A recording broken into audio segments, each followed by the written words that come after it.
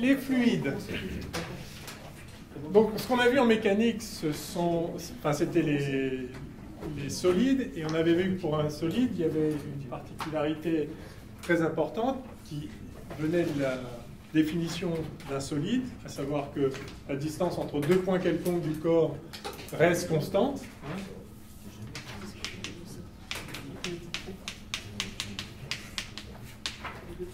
Pour un solide, quel que soit AB dans le corps, la distance entre A et B est constante. De ça, on avait déduit la propriété d'équiprojectivité des vitesses, vous vous souvenez, simplement en dérivant la norme au carré de AB, on avait obtenu que VA scalaire AB était égal à VB scalaire AB, quel que soit A et B. Et ça avait une conséquence vraiment très, très forte, qui était le fait que le champ de vitesse d'un solide est complètement déterminé par la vitesse d'un point et un vecteur qu'on appelait le vecteur rotation. Vous vous rappelez, on avait la relation entre la vitesse de deux points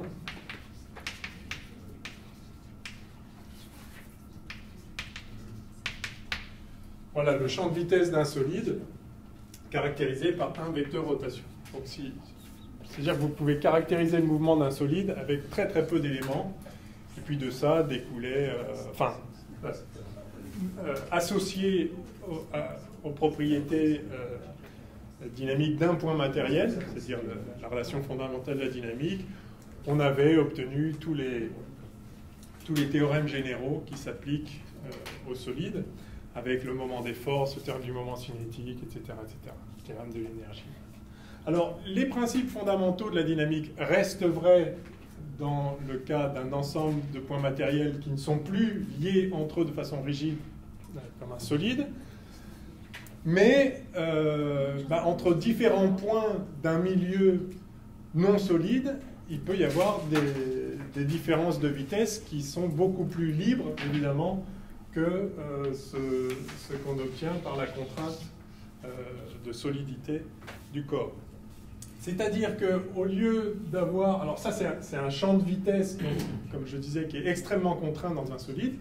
Dans un fluide, le champ de vitesse peut être pratiquement n'importe quoi, simplement soumis à une continuité. Alors, simplement, il faut préciser ce qu'on appelle champ de vitesse. Quand on a un fluide, un gaz ou un liquide, typiquement, un plasma éventuellement, on ne peut pas se permettre, vu l'énorme quantité de particules qui composent ce fluide, on ne peut pas se permettre de décrire la vitesse de chacune des particules à chaque instant. D'abord parce que, comme vous le savez tous, il y a de l'ordre du nombre d'Avogadro, nombre de particules.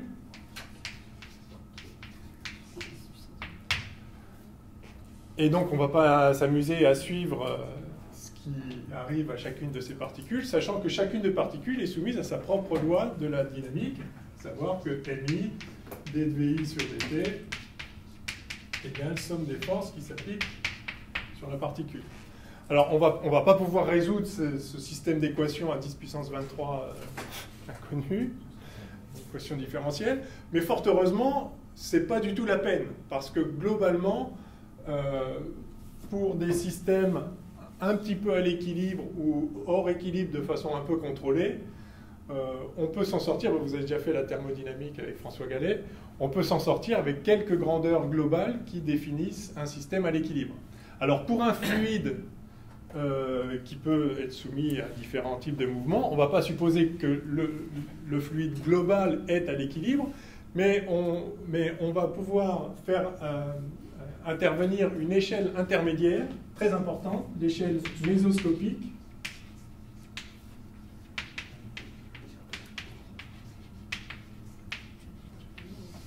Alors mésoscopique, c'est l'intermédiaire entre microscopique et macroscopique. Donc l'échelle mésoscopique, elle est donc mésoscopique, c'est grand devant le microscopique, et c'est petit devant le macroscopique.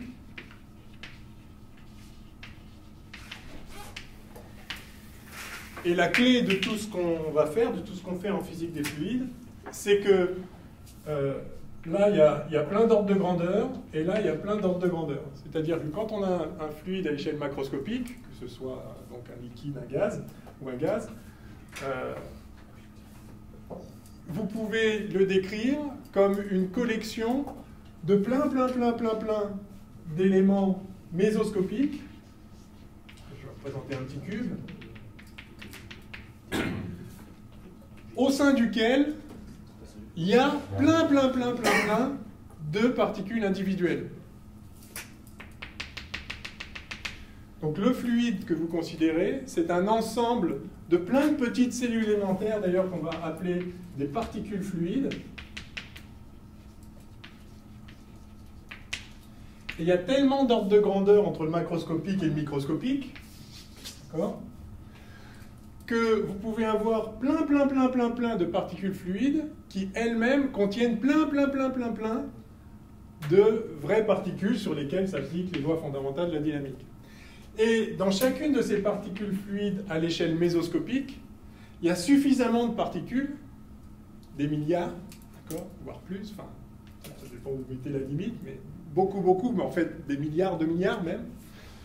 Il y a suffisamment donc de particules microscopiques pour que vous considériez que ce qui se passe là-dedans, enfin que tout ce qui vous intéresse, c'est en moyenne qu'est-ce qui se passe là-dedans. Non pas le mouvement de chacune des particules, mais en moyenne, comment vous pouvez décrire une particule fluide qui est très grande à l'échelle microscopique, mais qui reste très petite pour l'échelle macroscopique.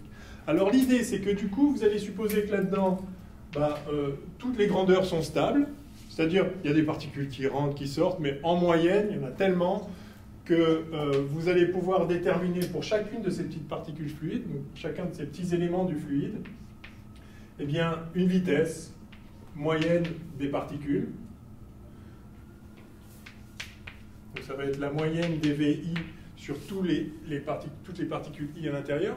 Vous allez pouvoir déterminer une température, qui est la température d'équilibre à cet endroit-là. Alors ça ne présage pas de la valeur de la température dans un autre élément de fluide, mais il y a suffisamment de particules là-dedans pour que qu'il y ait un sens à parler de température. Vous savez que la température n'est pas définie sur une particule, bien sûr, c'est la moyenne thermodynamique associée à une distribution de vitesse. Mais donc, chaque particule fluide va avoir sa propre vitesse, sa propre température, sa propre densité de masse, hein, des m sur des v ou des taux le volume. Hein.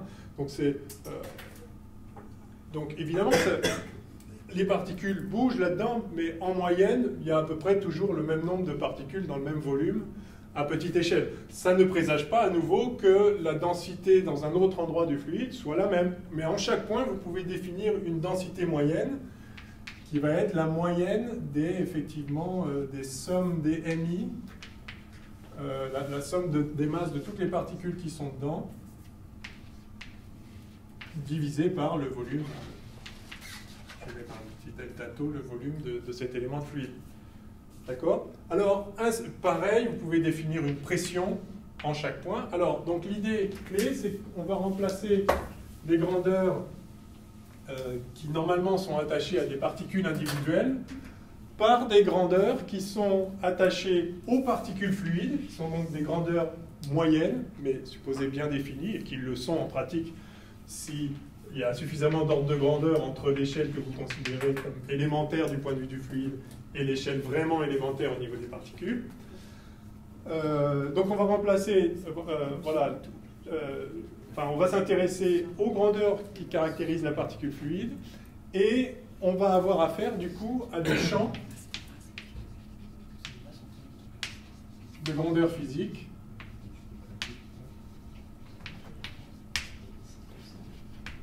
c'est-à-dire qu'on va quand même s'autoriser à ce que ces grandeurs, la vitesse, la température, la pression, la densité, la charge électrique, etc., ces valeurs peuvent dépendre du point où on se trouve et vont évoluer au cours du mouvement et de la dynamique du problème. Donc un champ de grandeur physique, qu'est-ce que j'entends par là?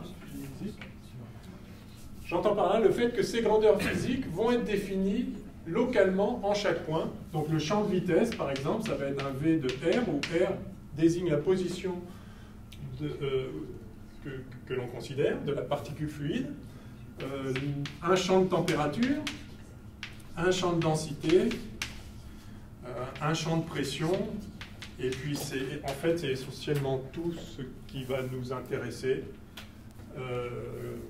Alors, on pourrait rajouter une densité de charge électrique,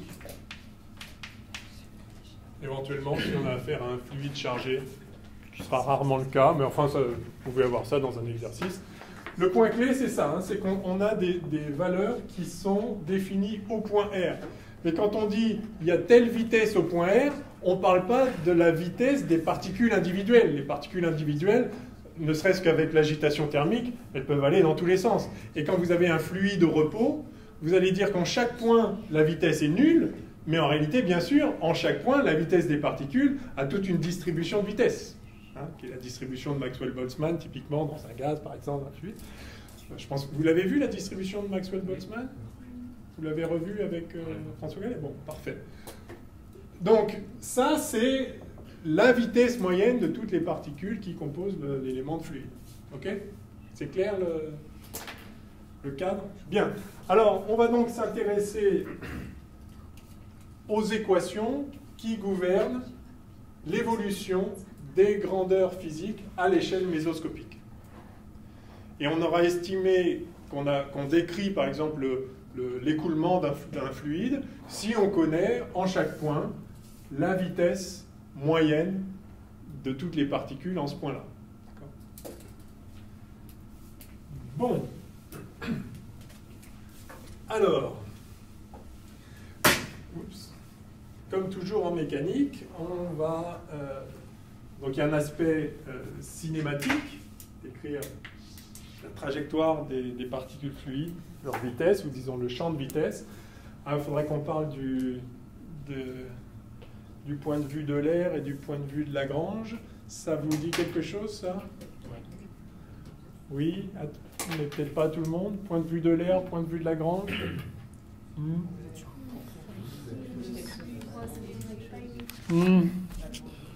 Lagrange, l'air. Bon, alors... quand vous avez... C'est peut-être un peu trop tôt pour parler de ça, je sais pas.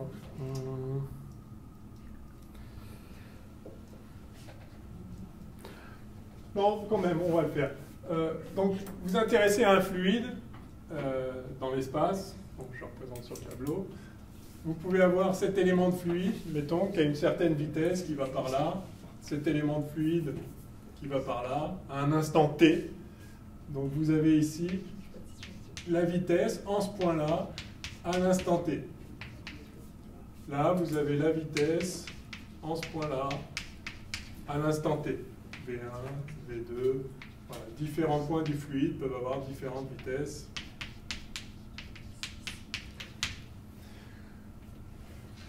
Vous avez deux façons de décrire ce qui se passe. Vous pouvez suivre un petit élément de fluide, une petite particule fluide, comme j'ai décrite avant, à l'échelle mésoscopique, au cours du temps, c'est-à-dire vous désignez celle-là, cette particule fluide, puis vous regardez où elle se trouve l'instant suivant. Bah, si la vitesse ici est là, à l'instant suivant, elle va se retrouver un peu décalée par là. Avec elle va se trouver décalée de V dt. Mais de V de cette particule-là, à cet instant-là, elle va se retrouver là. Celle-ci va se retrouver là. Celle-ci va se retrouver là. Donc vous pouvez vous intéresser à un élément de fluide défini comme un système physique, les molécules qui sont dedans, alors même s'il y a des échanges, globalement, cet élément de fluide, vous regardez où il va et vous le suivez au cours du temps, comme si c'était une particule. Soit vous oubliez le mouvement des éléments suivis, vous vous intéressez simplement au champ de vitesse V en chaque point, à chaque instant. C'est-à-dire que vous avez complètement décrit l'état instantané d'un système si vous savez à chaque endroit du fluide quelle est la vitesse. Mais si vous savez ça, vous ne savez pas l'élément de fluide qui se trouve là maintenant, vous ne savez pas où il était avant, vous en fichez un peu. Dans cette approche, ce qui compte, c'est comment va évoluer en un point donné la vitesse au cours du temps dans le fluide. Alors ça, c'est l'approche de Euler. C'est l'approche de Euler, absolument. Ça, c'est l'approche d'Euler. Et l'approche de Lagrange, c'est celle qui, justement, suit les particules fluides au cours du mouvement. À ce moment-là, vous allez avoir la vitesse. Vous allez vous intéresser à la position et à la vitesse à un instant donné de la particule fluide qui était en R0 à T0.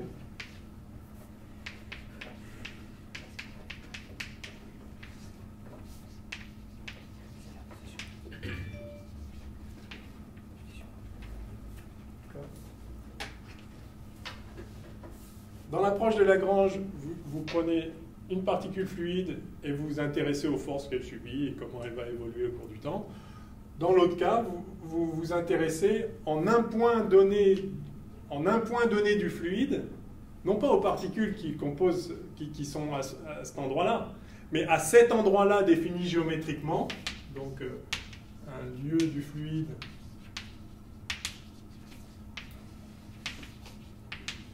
défini géométriquement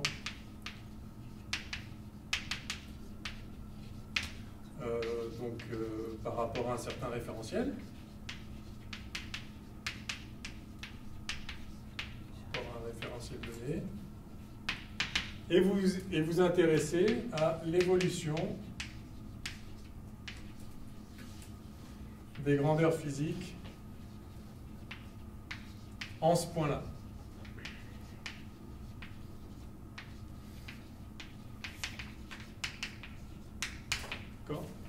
En ce point-là, la vitesse elle est ce qu'elle est maintenant, puis elle varie, et puis la température change, puis la densité varie, voilà. Vous regardez en chaque point défini géométriquement, comment évoluent les champs de grandeur physique. Ça, c'est l'approche de l'air. Et dans l'approche de Lagrange, vous vous intéressez aux particules fluides elles-mêmes et vous regardez comment elles se déplacent. Donc, chacune est caractérisée par là où elle est à un certain instant donné, comme en mécanique standard en quelque sorte. Des corps physiques dont vous étudiez le mouvement, la trajectoire, etc. Il n'y a pas de notion de trajectoire dans le point de vue de l'air, puisque vous vous intéressez à comment varient les champs physiques en un endroit. Que les particules qui étaient là se retrouvent ailleurs plus tard, peu importe, et viennent d'ailleurs, peu importe. Donc il n'y a pas de notion de trajectoire. Dans le cas de Lagrange, vous vous intéressez en fait à la trajectoire et à la dynamique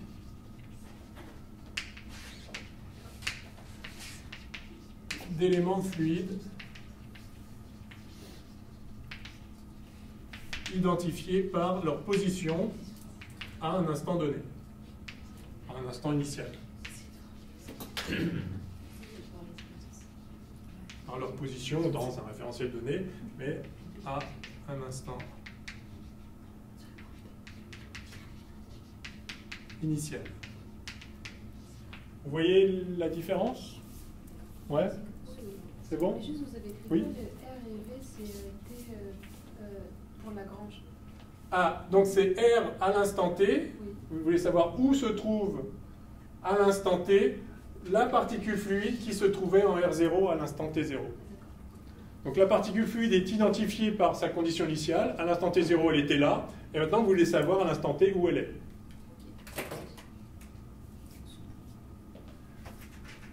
Bien.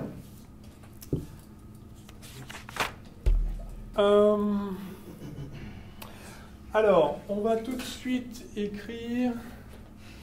Ah, on va parler, puisqu'on va parler de mouvement de ces parties au sein d'un fluide, on va s'intéresser au flux de masse à travers une surface et à la conservation de la masse qui va nous mener à l'équation de continuité dans un fluide. Donc ça, c'est quelque chose d'important, qui est général, qu'il faut qu'on voit tout de suite. Donc, Avec l'électricité? Avec ce qu'on... Absolument. Alors, flux de masse à travers les surfaces.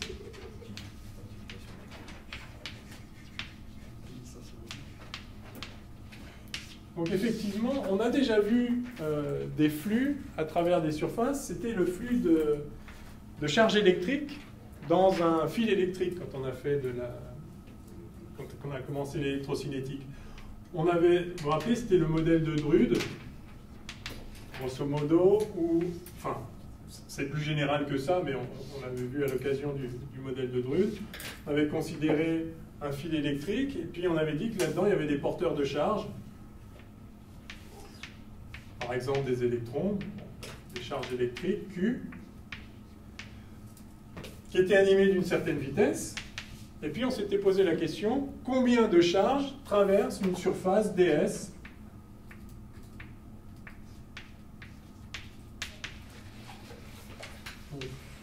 Alors là, le combien de charges, ça va être combien de particules ?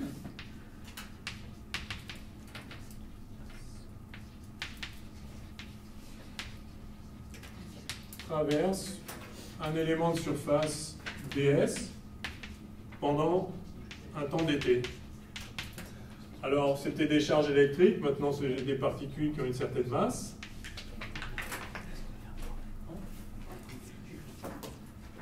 Et donc, on avait résolu ce problème-là géométriquement de façon très simple. C'est archi classique et de toute façon, c'est élémentaire.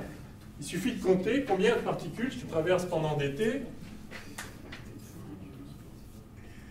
Alors, si on prend des particules qui se déplacent perpendiculairement à la surface, c'est un cas particulier par lequel on avait commencé la dernière fois, mais je vais passer directement au cas général. Donc, je considère une petite surface ds et puis des particules qui se déplacent avec une vitesse v.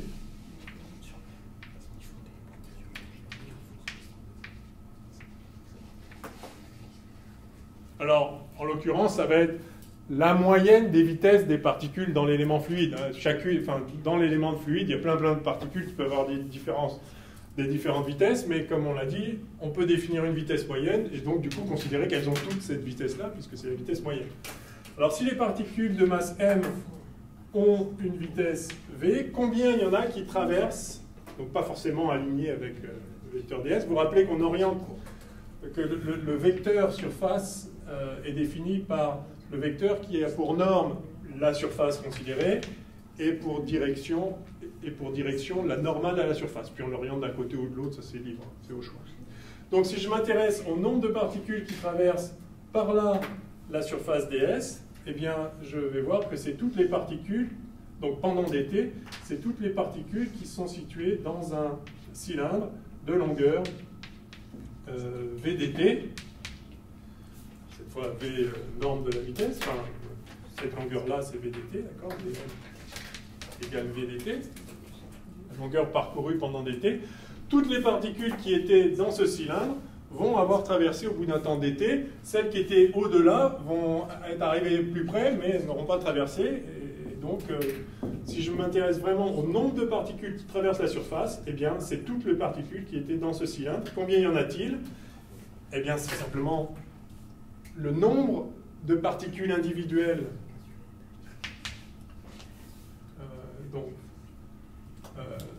Leur densité de particules, ça c'est le nombre par centimètre cube, fois leur masse, si je m'intéresse au nombre de particules, excusez-moi, ça va être juste la densité de particules, donc le nombre par centimètre cube, fois le volume de ce cylindre, et le volume de ce cylindre, eh bien, c'est V dt, la longueur, scalaire ds. Si V et ds étaient alignés, ce serait, pour les scalaires, ce serait juste V dt fois ds, le volume du cylindre droit. S'il est incliné, en fait, ce volume-là, c'est le même que celui-là. Donc il faut prendre que la composante de V suivant ds. Ou si vous préférez, la composante de la surface orthogonale à la vitesse. Dans tous les cas, ça fait sortir un produit scalaire qui fait sortir un cosinus. Et donc voilà le nombre de particules qui traversent. Du coup, la masse qui traverse ds pendant dt c'est le nombre de particules, le nombre de particules qui traversent fois leur masse. Donc ça fait n fois m. Ça, c'est, encore une fois, c'est un nombre par centimètre cube. Fois v, scalaire ds, fois dt. Et ça, là, ce n'est rien d'autre, par définition, que la masse volumique, densité de masse. Alors, comme c'est une densité dans l'espace, on appelle ça masse volumique dans le volume. C'est la masse divisée par le volume. Et donc, on trouve que par unité de temps, donc le courant de masse à travers ds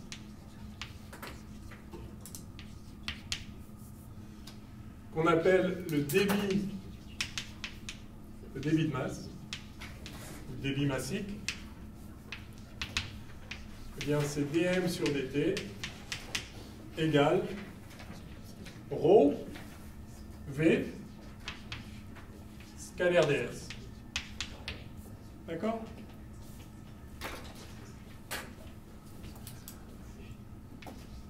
Et ce ρv, exactement comme dans le cas électrique, on l'appelle densité de courant.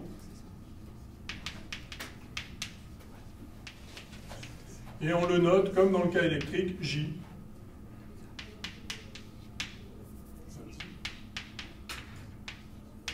Alors dans le cas électrique, c'était la densité de courant électrique. Et là, c'est la densité de courant de masse, si vous voulez. Donc c'est un vecteur, hein, le vecteur densité de courant, petit j, qui n'est rien d'autre que la densité de masse fois la vitesse.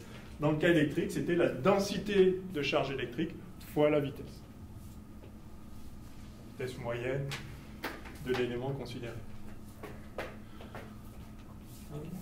Donc dm sur dt à travers la surface ds, on va mettre slash ds ici, c'est le, ou ici, à travers ds, je ne sais pas comment vous préférez, c'est j scalaire ds.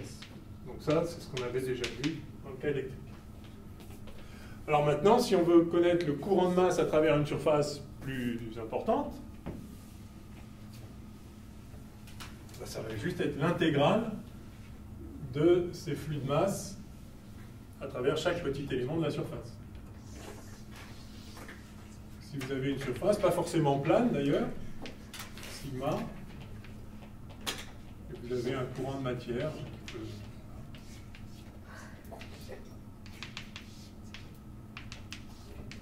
imaginez un écoulement fluide, là un truc qui divergerait un peu comme ça, eh bien vous pouvez vous intéresser au flux, à la quantité de matière qui traverse, au flux de masse à travers la surface globale sigma. Eh bien vous avez dm sur dt à travers sigma, qui est simplement la somme sur toute la surface, sigma, de j scalaire ds, ça c'est le flux à travers chaque petit élément de surface ds, sommé sur toute la surface.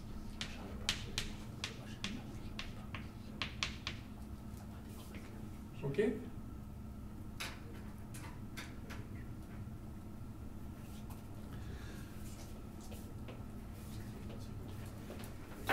Alors maintenant, on va écrire une propriété fondamentale qui est que la masse se conserve.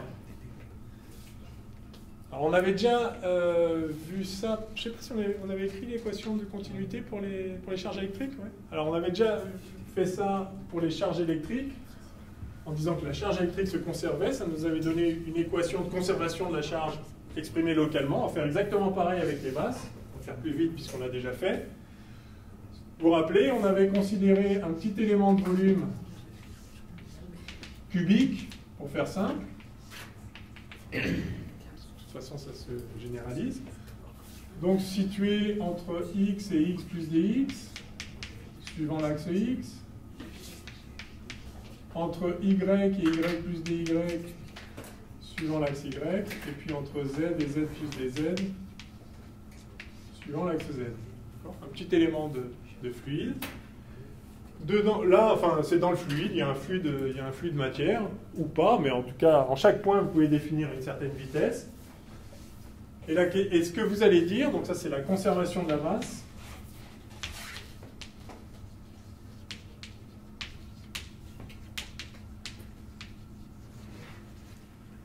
Conservation locale de la masse, c'est que dans l'univers, la masse se conserve. Alors c'est vrai tant qu'on n'a pas affaire à des processus nucléaires, donc quand on travaille à des énergies qui sont celles qui vont nous intéresser, il n'y a pas de problème lié à la masse, sinon c'est la conservation de l'énergie qui prend le relais. Mais bon. Donc la masse se conserve, mais mieux que ça, la masse se conserve localement.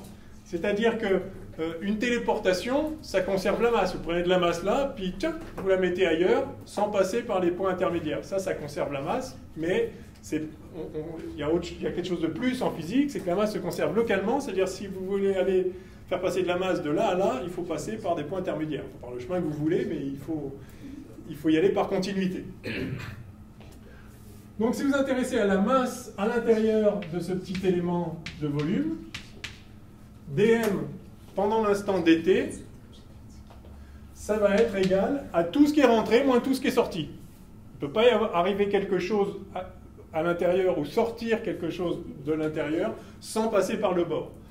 Donc le bilan de masse à l'intérieur du volume, c'est juste la somme du flux de matière à travers chacune des faces.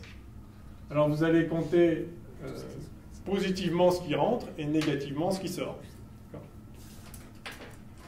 Alors allons-y. Donc je m'intéresse à la variation de la masse à l'intérieur du volume, donc je vais compter tout ce qui rentre.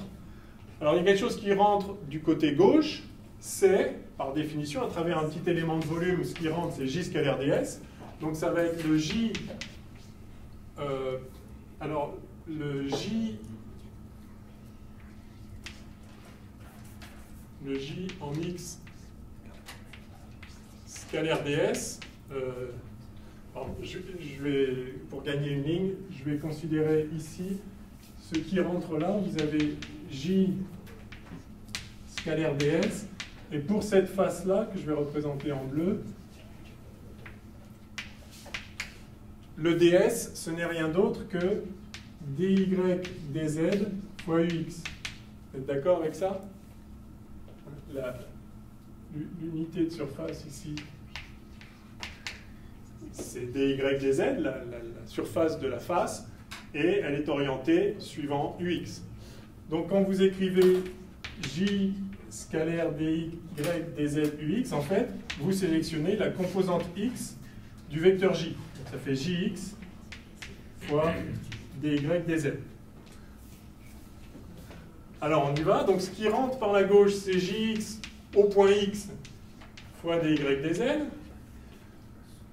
Ce qui rentre par la droite, c'est moins ce qui sort, donc c'est moins jx, c'est toujours la projection le long de l'axe x, mais cette fois en x plus dx fois dy dz. Et puis il y a exactement pareil, sur la face avant, il y a ce qui rentre par la face avant, ce qui va être gy de y, je pourrais mettre virgule y, virgule z ici, hein, c'est juste, je gagne un peu de temps, excusez-moi, donc fois d, de toute façon on l'a déjà vu, fois dx dz, moins jy de y plus dy dx dz, et puis ensuite il y a ce qui rentre par le bas et ce qui sort par le haut, donc jz de z, alors de x, y, z, mais je mets que la variable qui change, fois dx dy moins jz de z plus dz, en x et en y par ailleurs, dx dy. Voilà. Et donc ça fait, vous pouvez mettre dx dy dz en facteur, et vous avez donc, alors je vais mettre moins dx dy dz en facteur, vous avez j de x plus dx moins j de x sur dx, c'est le dx qui manquait là-dedans, là. J'ai mis ça en facteur, plus pardon, jx plus jy dy plus dy moins jy dy sur dy plus pareil avec z. Je n'ai pas la place, je le mets comme ça. OK?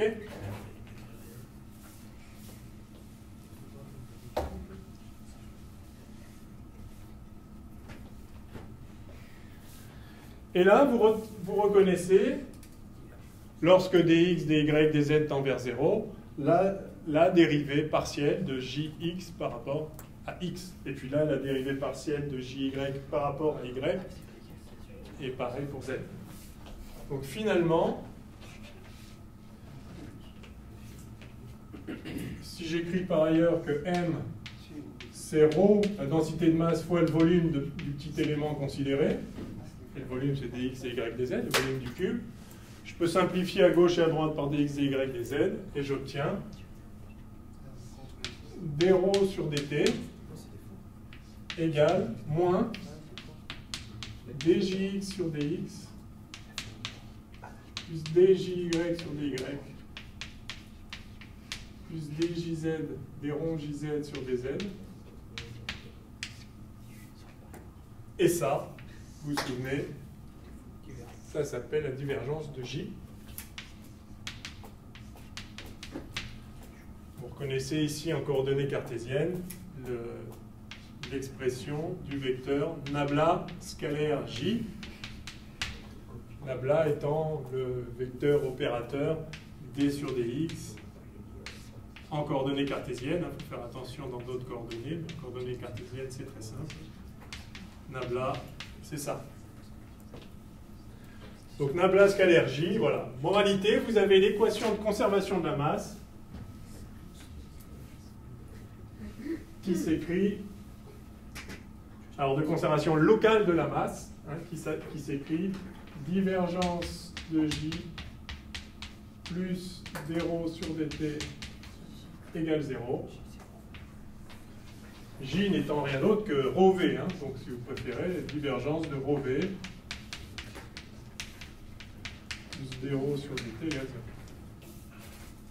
0. Yes? Vous sauriez redémontrer ça comme ça? Pas du tout. Non? Non? C'est quoi la différence entre nabla et grade? C'est pareil. C'est simplement, ce qu'on a, en fait, le nabla, c'est cet opérateur-là, ce qu'on appelle le gradient d'un champ scalaire, gradient d'une fonction f, par exemple, d'une énergie potentielle, c'est nabla appliqué à f. Du coup, c'est le vecteur df sur dx, df sur dy et df sur dz. Alors, c'est quoi la différence entre div et grade? Alors, grade de f, c'est le vecteur gradient appliqué à f. Div de j, donc le div d'un vecteur, c'est le vecteur nabla scalaire le vecteur j. Ça, du coup, ça fait le gradient. Vous prenez le gradient d'un scalaire et ça vous donne un vecteur. Et là, vous appliquez nabla à un vecteur et ça vous donne un scalaire. Donc ça veut dire que c'est... Ça, c'est un vecteur qui a 3 composantes. Et lui, en fait, c'est d sur dx de la première composante, plus d sur dy de la deuxième composante, plus d sur dz de la troisième composante. C'est exactement le produit scalaire. C'est ça, scalaire jx, jy, jz. Et ça vous donne donc un scalaire. Vous y alliez dire? Non, ouais, c'est ce que j'allais dire. Ah oui, d'accord. Ouais, voilà. OK? Mais effectivement, c'est pratique de le penser avec ce pseudo-vecteur opérateur. Enfin, c'est un opérateur vectoriel, si vous voulez, que vous pouvez appliquer soit à un champ scalaire pour faire un vecteur, soit à un champ vectoriel par le produit scalaire pour en faire un scalaire. Alors, il y a une troisième opération qu'on peut faire. C'est quand on a deux vecteurs, il y a deux produits qu'on peut faire, le produit scalaire ou le produit vectoriel. Donc la troisième opération, on pourrait très bien s'amuser à faire nabla vectoriel à un champ de vecteurs A. Et ça porte un nom aussi, ça s'appelle le rotationnel de A. Et on aura l'occasion de le voir, bien sûr, surtout en électromagnétisme. Oméga flux aussi d'ailleurs. Si on va un petit peu dans les équations de l'air, mais je ne sais pas jusqu'où on va aller. Si, on le verra peut-être un peu quand même. Quand on fait de la vorticité, etc. Mais je ne crois pas qu'on va aller très très loin là-dedans. On verra.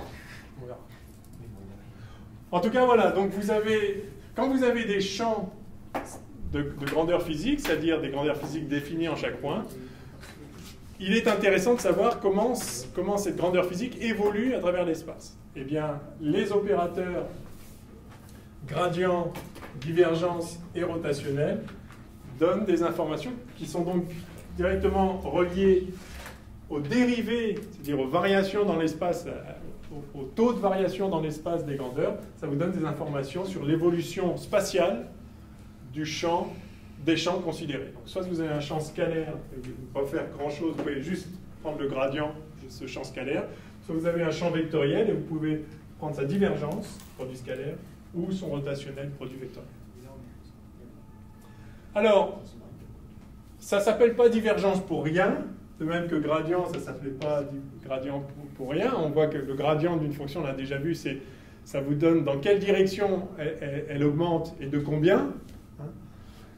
La divergence d'un champ de vecteurs, ça vous dit si ça diverge ou si ça converge ou si c'est plutôt parallèle. Alors on va voir ça tout de suite en fait en continuant sur cette histoire. Et puis le rotationnel, en gros, ça vous dit si le champ de vecteurs est plutôt en train de tourner. Alors revenons à cette conservation de la masse. Donc cette équation-là, on l'appelle aussi équation de continuité. Il faut connaître, parce que des fois on vous demandera, rappeler l'équation de continuité. Il faut que vous sachiez que c'est bien de ça dont on parle. C'est l'équation locale de conservation de la masse. L'équation de continuité. Donc, encore une fois, ça veut dire que non seulement la masse se conserve, mais ça évolue de façon continue.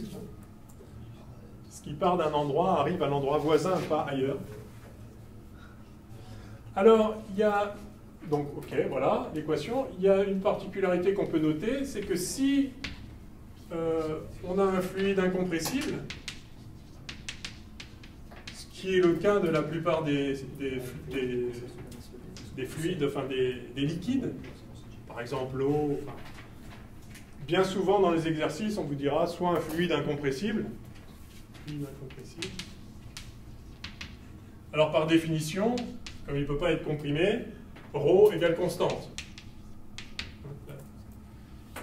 Une certaine quantité de matière ne peut pas se retrouver dans un autre volume. Donc la masse volumique ne peut pas être constante. Alors si ρ est constant, vous pouvez le sortir de cette divergence, parce que ça c'est juste un opérateur dérivé. Donc dériver une constante, évidemment ça fait 0.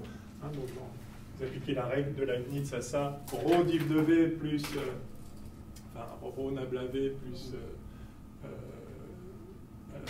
plus div de ρ, non, plus gradient de ρ, du coup, scalaire V, vous allez obtenir simplement ρ div de V, voilà, plus dρ sur dt, égale 0. Donc c'est une autre façon d'écrire la même équation. Dans le cas particulier, on a un fluide incompressible.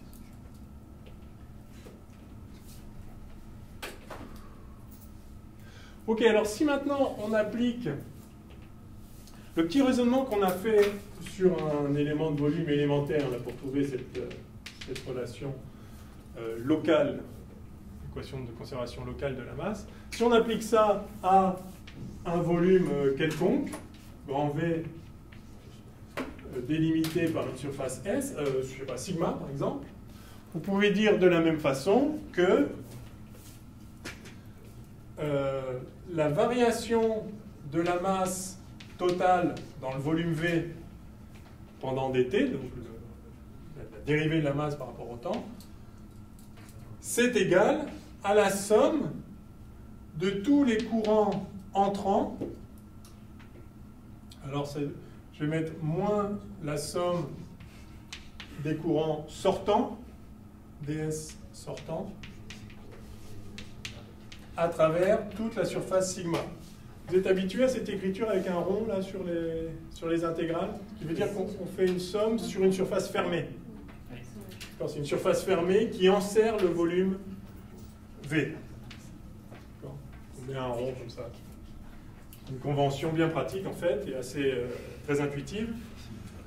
Et donc si j'oriente, parce qu'on a vu que chaque petit élément de surface pouvait être associé à un vecteur surface qui a une norme qui est la norme de la surface, une direction qui est la normale à la surface, c'est bien défini, mais son sens, c'est arbitraire. Donc je peux l'orienter vers l'extérieur ou vers l'intérieur. Là, je le mets vers l'extérieur. Donc je regarde, du coup, ça c'est le flux de masse sortant du volume. Et comme je m'intéresse à la variation de la masse à l'intérieur, c'est égal à moins ce qui sort, ou plus ce qui rentre. Du coup, je peux réécrire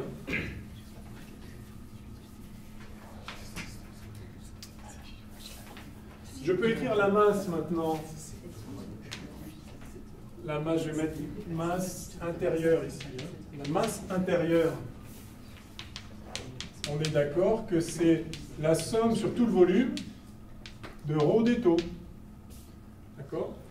ρ au point R, au sein du volume, fois des taux, le petit élément de volume autour du point F, en R. Et donc je peux réécrire l'équation là-bas en bas à droite comme la dérivée par rapport au temps de la somme de ρ des taux sur tout le volume égale à ça.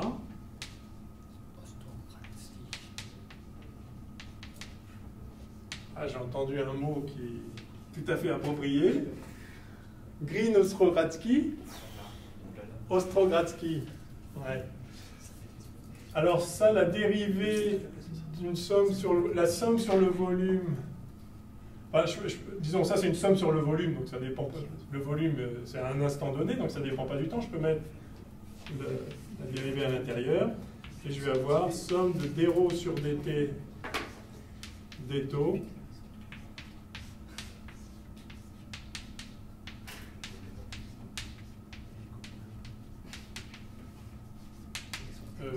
j'ai laissé filer un signe moins au passage, excusez-moi.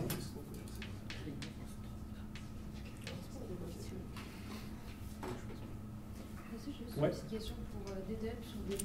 Oui. Il fait une barre V. La barre V, ça veut dire que V est constant? Oui, c'est dans le volume V. Bah, c'est-à-dire c'est à un instant donné. Ah oui, V, c'est un volume bien défini, et je regarde ce qui rentre. Enfin, je regarde la masse qui est à l'intérieur du volume V. Donc en fait, j'aurais dû faire ça. D de M intérieur à V. Voilà, c'est ça que je voulais dire. La masse à l'intérieur de V varie au cours du temps comme ça. Ok? Alors là, soit on connaît le théorème de Green-Ostrogradsky et on retrouve ça, soit on connaît ça, et on vient de le démontrer, et on trouve le théorème de Green-Ostrogradsky. Faisons-le comme ça. dρ sur dt, c'est moins diff de j, manifestement. Donc ceci me donne somme triple, donc moins somme triple de diff de j des taux, enfin équivaut ça du coup. Et donc vous trouvez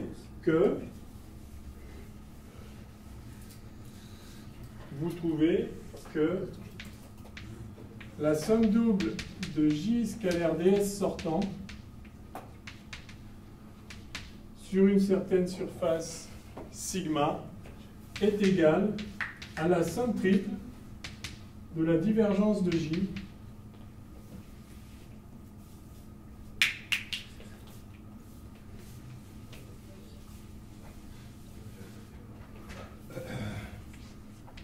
fois des taux sur tout le volume intérieur à sigma. Yes? Eh bien, ça, là, en fait, c'est un résultat mathématique qui est vrai pour tout champ scalaire, champ vectoriel,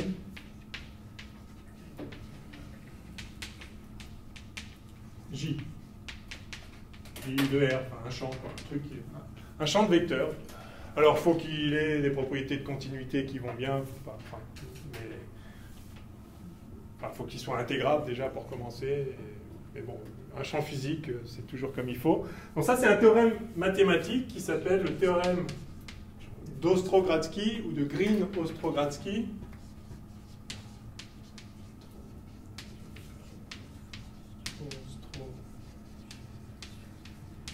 Qui mathématiquement est un théorème important, donc qui relie le flux sortant d'un champ de vecteurs à la divergence de ce champ de vecteurs. Mais vous voyez, ce qui est important, c'est que vous avez une intégrale de surface et là une intégrale de volume. Alors dimensionnellement, ce n'est pas un problème puisque divergence, c'est la dérivée par rapport à l'espace de J. Donc là, vous avez 1 sur une longueur fois J, fois un volume, ça fait bien J fois une surface. Donc c'est évidemment homogène. Et donc ça, c'est une propriété très importante. Donc comme je vous disais, si vous connaissez ce théorème mathématique, ça y est, maintenant vous le connaissez, enfin, vous le connaissiez sans doute avant, mais voilà, c'est un théorème complètement général. Vous pouvez écrire le bilan de masse, ici, le bilan de masse à travers une surface quelconque, et ça vous donne que ceci égale cela, quel que soit le volume V et la surface sigma qui entoure le volume V. Évidemment, il faut qu'ils soient liés l'un à l'autre, mais voilà. Quelle que soit la surface, vous avez l'intégrale du flux sortant de la surface qui est égale à l'intégrale de la divergence au sein du volume. Et par conséquent, comme c'est vrai quelle que soit la surface, vous pouvez en déduire que... oui, donc ça c'est le théorème. Donc du coup, vous avez ça qui est égal à ça. Et donc vous avez la somme triple sur V de d-rho sur dt plus div de J dV, enfin des taux, qui est égal à 0, quel que soit le volume V. Donc vous avez l'intégrale d'un certain champ, la dérivée de ρ par rapport au t plus à t plus la divergence de J, qui a une intégrale nulle pour n'importe quel volume. Et donc, ça, c'est un champ qui est identiquement nul. C'est ce qui est écrit ici. Donc, du théorème de Green-Ostrogradsky découle l'équation de conservation locale de la masse quand on l'applique au courant de masse à travers une surface. Si on l'applique au courant de charge électrique à travers une surface, on obtient l'équation de continuité pour les charges. Yes? Donc ça, c'est assez classique, c'est un peu mathématique, mais en même temps, il faut bien comprendre que ça ne dit rien d'autre que la masse se conserve localement. Bon, on reverra le théorème de Green-Ostrogradsky, enfin des applications en électromagnétisme, c'est archi courant, classique et utile, c'est très puissant, hein, finalement, comme théorème. Et vous voyez que ça exprime des choses qui, localement, sont très simples. Hein. On a démontré ça en faisant le bilan sur un petit volume élémentaire. Ça, c'est juste le même bilan sur un volume plus grand, mais vous l'obtenez en mettant bout à bout des petits volumes élémentaires. Hein. Donc finalement, c'est pas difficile du tout.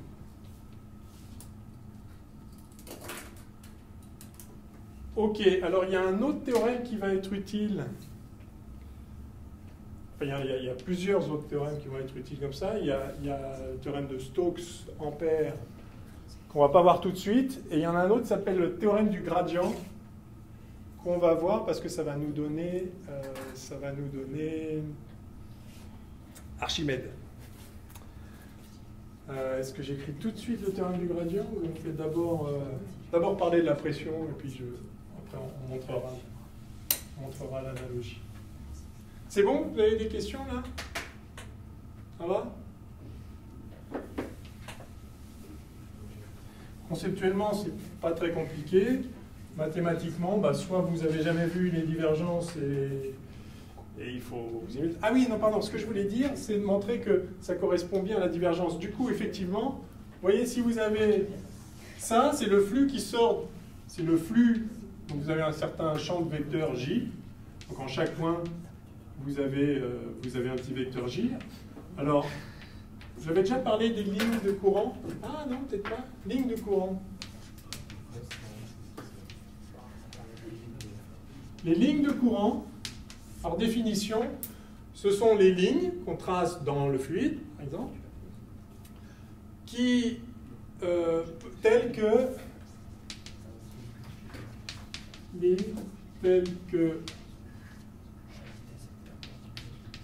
en chaque point de la ligne,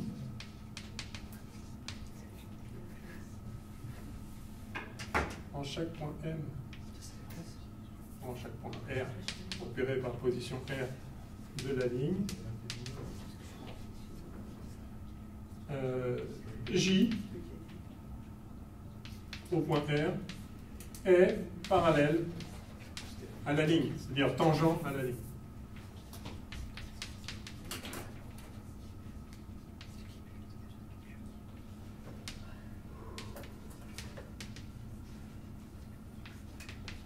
C'est-à-dire J de R est parallèle à DL le long de la ligne.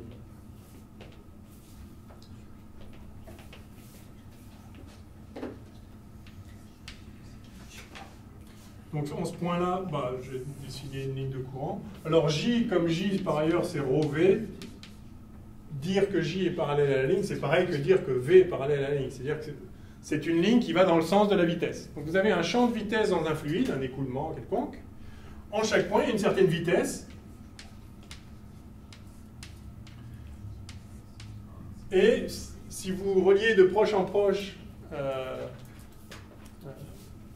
comme ça, en partant d'un point, vous pouvez en fait tracer ce qu'on appelle des lignes de courant. Voilà une ligne de courant.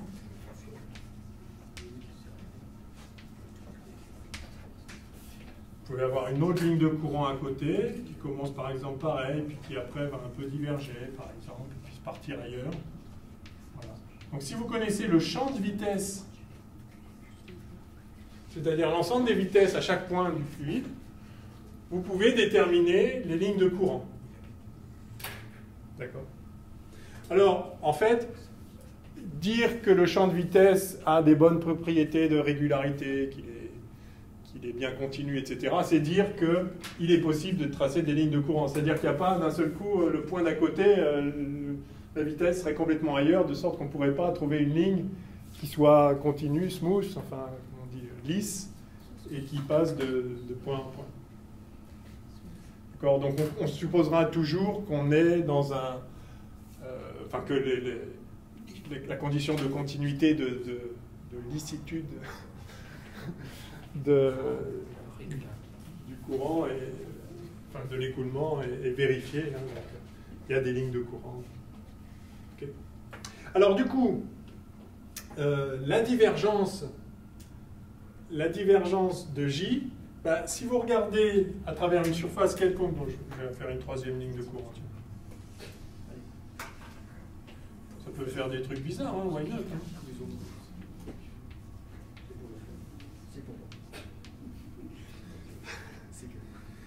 C'est que... Voilà, vous prenez un volume quelconque, V, et vous voyez que si vous intégrez la divergence de J sur tout ce volume, vous allez avoir le flux sortant de ce volume. Donc là ici, il y a du flux qui rentre, puis là, il y a du flux qui sort. Là, il y en a qui rentrent, là, il y en a qui sortent. Vous pourriez avoir la ligne de courant ici qui fait ça, avec un peu qui rentre, un peu qui sort. Alors, il peut rentrer plus vite, sortir moins vite. Enfin, bon, c'est le champ de vitesse qui détermine tout ça. Et vous voyez que, au global, ce qui sort d'une surface fermée, c'est égal à la somme de la divergence. Enfin, vous voyez que si vous avez un truc qui diverge,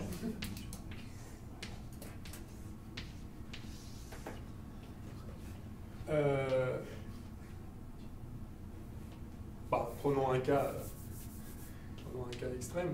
Mettons que vous ayez une source de matière à l'intérieur.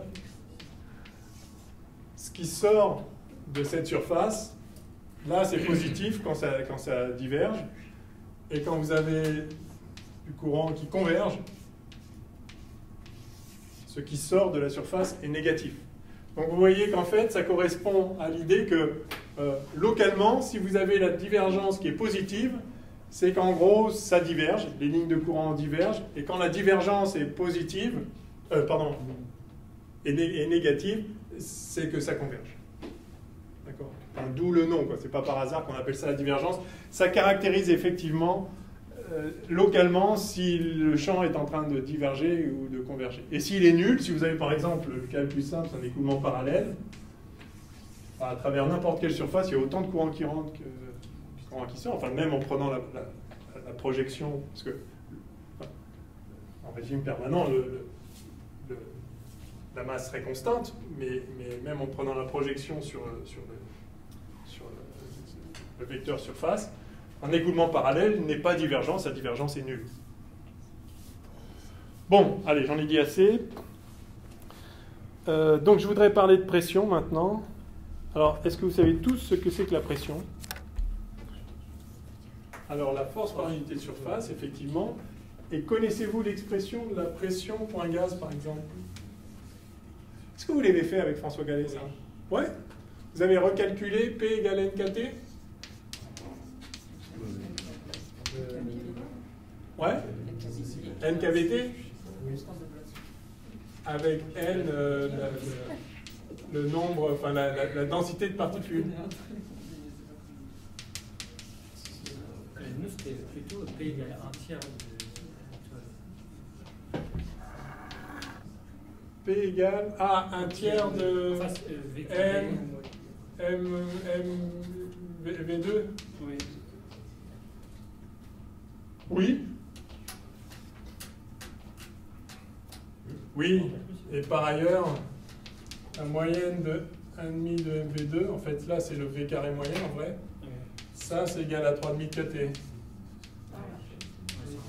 Vous l'avez fait aussi? Alors quand on met les deux ensemble, on trouve P égale NKT. Et ça, c'est l'équation d'état des gaz parfaits. Hein? Puisque ça fait P... Alors ça c'est la densité de particules. C'est pas le nombre de moles. Mais si je le transforme en nombre de moles, enfin, disons, densité de particules, donc c'est le nombre de particules, grand N, divisé par le volume, fois KBT. Et le nombre de particules, c'est le nombre de... Donc ça fait PV égale grand N KBT. Et le nombre de particules, c'est le nombre de moles fois le nombre d'Avogadro fois KBT. Yes? Eh bien, le nombre d'Avogadro fois KB, c'est la constante des gaz parfaits. Grand N.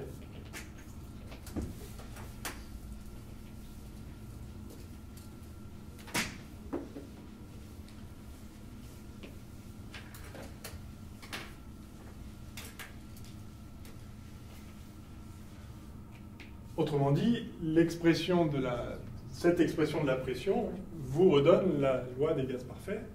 Alors ça veut dire au passage que, en fait, ça, ce n'est vrai que dans le cas d'un gaz parfait. C'est-à-dire quand il n'y a pas d'interaction entre les particules elles-mêmes, on considère qu'elles sont complètement libres. Juste, elles vont rebondir sur la paroi et produire cette force par unité de surface, effectivement. Donc rappelons-le, P, c'est... P, la pression P est définie par le fait que la force élémentaire exercée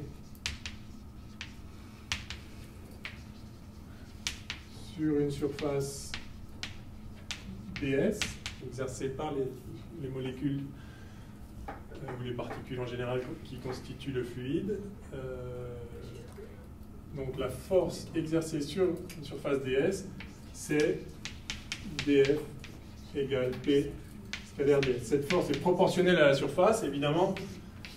Donc, voilà, j'ai une certaine surface.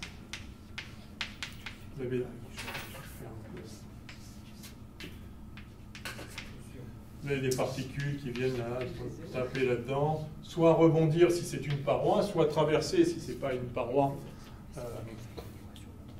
Mais vous pouvez définir la force comme à ce moment-là comme le flux de quantité de mouvement à travers la surface, ou sinon, donc, si ça rebondit directement la force exercée. Quand vous calculez ça, donc je pense que vous l'avez fait avec François Gallet, vous obtenez bien évidemment que la force est proportionnelle à la surface. Si vous avez 2 fois plus de surface, il y aura 2 fois plus de force qui s'exerce dessus, c'est complètement évident. Enfin, en tout cas à l'échelle microscopique, tant que les conditions ne varient pas d'un point à un autre de la surface. Et le facteur de proportionnalité s'appelle la pression. Donc dF égale PdS. Et quand on fait le calcul explicite pour une distribution de Maxwell-Boltzmann des vitesses des particules,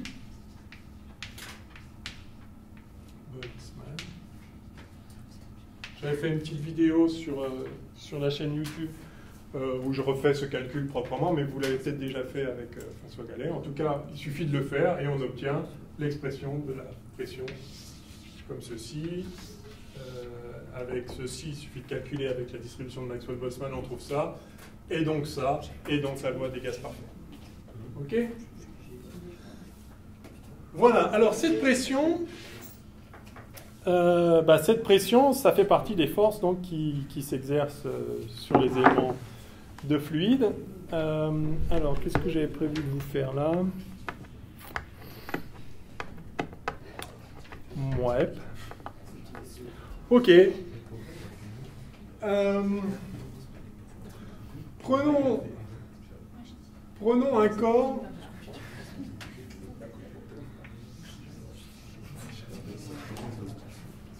Prenons un corps solide plongé dans un liquide. Dans un fluide d'ailleurs, dans l'air c'est pareil.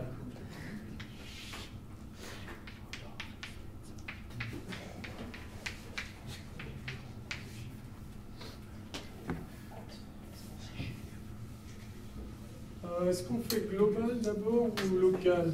Ah pardon, on va le faire local d'abord.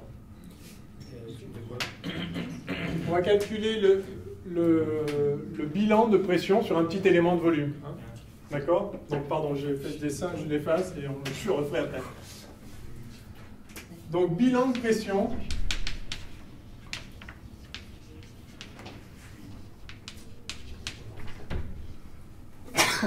Pardon. Bilan de pression sur un élément de fluide. Alors comme pour le flux de matière, je vais prendre un petit élément de fluide cubique ici. On va traverser en coordonnées cartésiennes. X, Y, enfin X, X plus dx. Allez, un truc de taille dx, dy, dz, d'accord? Okay, comme tout à l'heure. Et je vais m'intéresser à la somme des forces de pression qui s'exercent sur ce petit élément. Alors pareil, il y a, ça pousse là sur la face jaune, ça pousse dans l'autre sens sur la face bleue. Non, je vais la laisser en jaune aussi. Alors on va déjà faire la somme de ces deux pressions. Donc, il y en a un qui pousse par là et l'autre qui pousse par là, d'accord? Alors, le bilan des forces, hein, donc bilan, pardon, c'est pas le bilan de la pression, excusez-moi, c'est le bilan des forces de pression. Il faut se comprendre, mais bon, soyons précis. Il n'y a pas de bilan à la pression elle est ce qu'elle est, mais la pression entraîne des forces de pression et vous pouvez faire le bilan des forces de pression. Alors, sur la face jaune là, à gauche, vous avez donc ce df là, bah, par définition c'est PdS, et que vaut ds? Eh bien, la valeur de la surface fois, enfin orientée suivant le vecteur ici, ux. Donc ça vous donne donc df total, ça va être la somme des df d'ici, plus celui-là, plus celui-là, plus celui-là, plus celui-là, plus celui-là. Donc sur x, on a P en x, alors en x, y, z, faire bien une fois au moins. P en x fois dy, je retire les yz, et vous avez compris ce que je veux dire. P en x de dy, fois dy dz plus x. Il y a la pression ici, alors celle-ci, ça va être P en x plus dx fois la surface dy dz, mais cette fois orientée suivant moins ux, parce que ça, je prends le bilan de pression sur l'élément, donc ça pousse dans l'autre sens. Hein.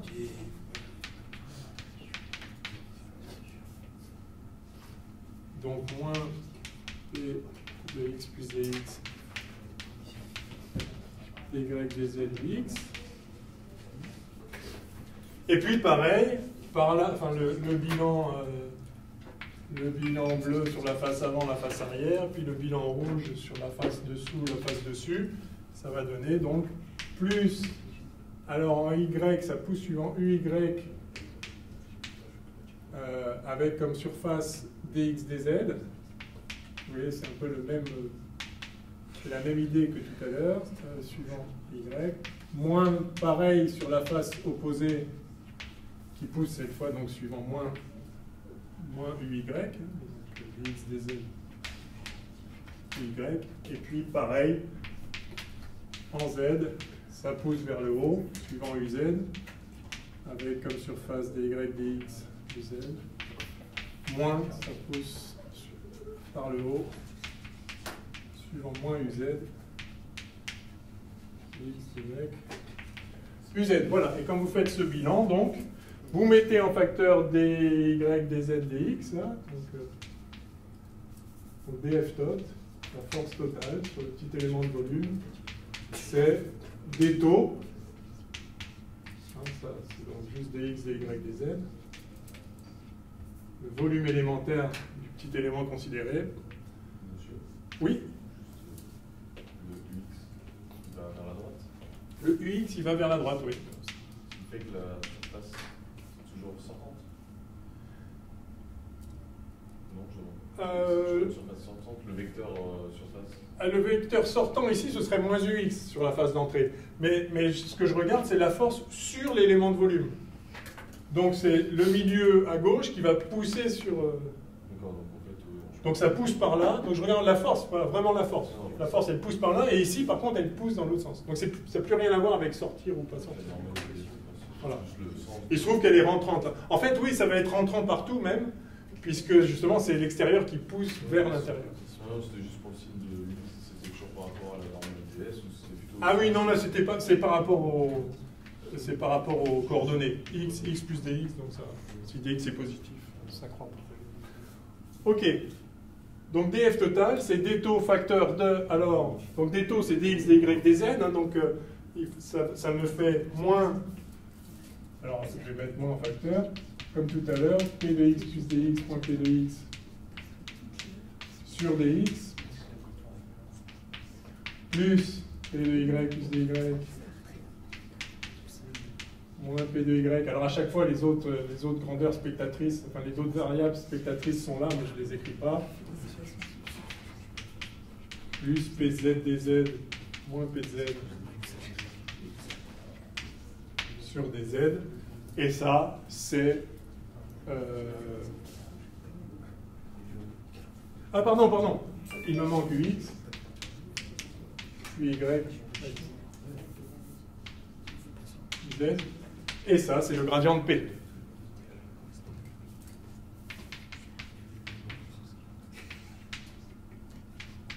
dp sur dx, plus dp sur dy, plus dp sur dz, z.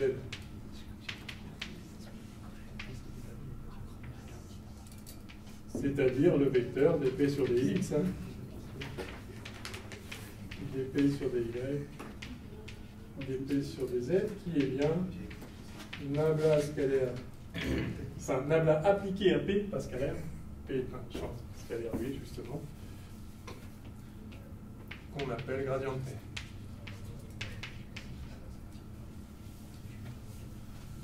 Voilà. Moralité, le bilan des forces de pression, c'est df égale moins grade de P d taux. Sur un petit volume élémentaire de taille d taux, le volume d taux, la résultante des forces de pression, c'est-à-dire la somme des forces de pression sur toutes les faces, sur tout le pourtour, c'est moins gradient de P d taux. Donc là, quand on écrit PZ plus DZ, moins PZ, ouais. C'est pas la composante. Ben non, parce que P n'a pas de composante. P, c'est un scalaire. Donc c'est P à cet endroit-là, moins P à cet endroit-là. Mais quand on indique PZ plus DZ, c'est pas Oui. la composante C'est P sa valeur. en X, Y, Z plus DZ. C'est la valeur de la pression là-haut, moins la valeur de la pression en bas. En fait, si j'avais tout écrit proprement, ça aurait été quelque chose comme ça. C'est Y. Et après, en fait, c'est la limite quand DZ tend vers 0 de ce truc-là. Hein, parce que je prends des valeurs différentielles infinitésimales ici. Là. Et donc ça fait, oui, ça c'est la valeur de P sur la face du haut, moins la valeur de P sur la face du bas. Et c'est bien, ça c'est la dérivée partielle par rapport à Z en X, Y, Z. Parce que souvent, on confond avec, quand justement on tombe sur un dit, si on fait l'erreur du... Ah oui, oui, si on oublie que P est un scalaire et qu'on met ici un...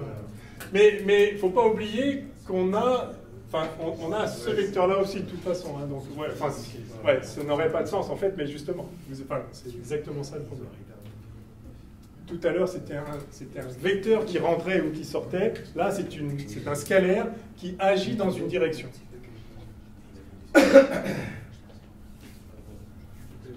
Bon, ça, c'est important, ça. Il faut connaître ça. D'accord, le bilan des forces de pression. Alors, ça se retrouve, mais enfin, pour le coup, ça peut valoir le coup de réaliser ça. La force par unité de surface, c'est la pression, mais le bilan des forces par unité de volume, c'est moins le gradient de la pression. Fois le volume, bien sûr, c'est 2 fois plus de volume. Ce sera enserré par 2 fois plus de surface sur chaque face, si vous voulez. Et donc, il y aura un facteur de proportionnalité aussi. Enfin, 2 fois plus de surface, c'est dangereux ce que je dis là. Parce qu'il y a des trucs au carré. Bon, bref, je retire ma phrase. Peu importe. En tout cas, c'est ça la réponse. Alors maintenant, comme pour le flux de masse, on va voir la version globale de ce truc-là et s'intéresser au bilan des forces de pression sur un corps global.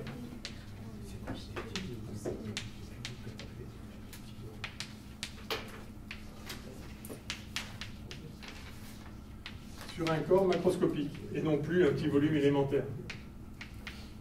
Alors évidemment, il suffit de faire la somme des bilans sur chacun des petits volumes, hein, si on veut. Mais on va le traiter directement. Alors, voilà, j'ai un corps.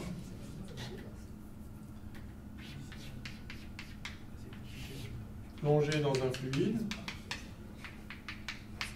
Ça peut être de l'eau, ça peut être de l'ammoniac, ça peut être de l'air, ça peut être de l'hélium, ça peut être ce que vous voulez, un fluide. Alors un fluide qui n'a pas forcément la même pression partout, mais qui, en chaque point, a une certaine valeur de la pression. Hein. C'est toujours la description à l'échelle mésoscopique. En chaque point en contact avec le fluide ici, enfin avec le solide exactement, avec le corps, enfin à chaque point à l'interface entre le corps et le fluide, vous avez une certaine pression du fluide à cet endroit-là, et donc ça exerce sur le corps une certaine pression, enfin une certaine force de pression, dF, qui vaut P en ce point-là, fois ds, ds étant du coup orienté vers l'intérieur du fluide, si on s'intéresse à la force de pression vers l'intérieur du corps, si on s'intéresse à la force de pression du fluide sur le corps. Et donc si on écrit la force totale, c'est-à-dire la résultante des forces de pression,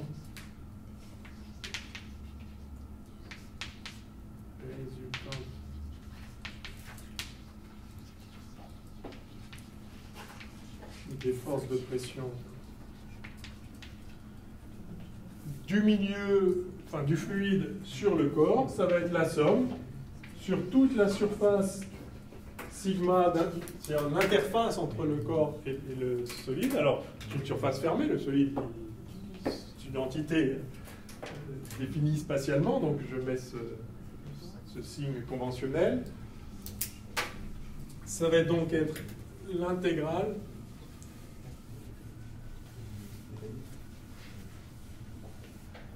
de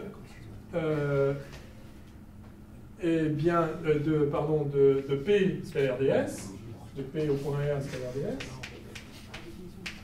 pas scalaire, pardon, de P fois ds, P n'est pas un vecteur, de P fois ds, voilà, la force élémentaire sur la surface ds. Et là, alors là, soit on sort le théorème du gradient, soit on sort l'argument d'Archimède, les deux vont s'avérer être équivalents. Sortons le théorème du gradient et on va en déduire la poussée d'Archimède. Donc théorème du gradient. Donc c'est un théorème du même genre que le théorème de Green-Ostrogradsky et le théorème de Stokes-Ampère qu'on verra plus tard, puis encore 2-3 autres qu'on peut former. Ce théorème nous dit que... Le théorème du gradient, c'est le théorème de Gauss.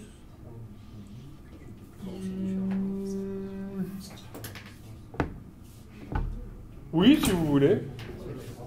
Parce que oui. Alors, somme une certaine grandeur f fois ds sur une surface fermée sigma. Vous avez un champ scalaire. Le flux du champ scalaire à travers la surface ds, c'est ce qu'on appelle, on appelle ça comme ça, la somme de f ds. Ça, c'est égal à la somme triple de son gradient fois le volume sur le volume qui enserre la surface. Le volume associé à la surface en question. Donc ça, c'est un théorème, vous voyez, exactement du même genre que le théorème de Green-Ostrogradsky. Vous avez une intégrale d'un certain champ, une intégrale double sur une surface, et puis vous prenez une dérivée par rapport à l'espace, et du coup, donc vous avez un truc, dimensionnellement, c'est 1 sur une longueur, donc il faut rajouter une longueur, donc la surface devient un volume, et donc vous avez une intégrale sur une surface d'un champ qui est égale à l'intégrale sur un volume d'une dérivée du champ. En l'occurrence, c'est un champ scalaire, vous pouvez prendre que le gradient, donc voilà. Façon de s'en souvenir, enfin bon, en tout cas, voilà. Donc ça, c'est un résultat mathématique, pareil, qui se montre de façon très générale, dans des conditions bien plus larges que celles des champs parfaitement continus, gentiques, qu'on a toujours en physique, mais peu importe les détails mathématiques. Voilà le théorème en question.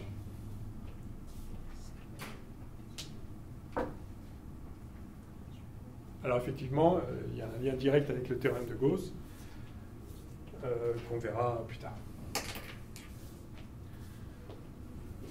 Du coup, si on applique ce théorème à ce champ scalaire particulier qui se trouve être la pression, on obtient que la résultante des forces de pression, eh bien,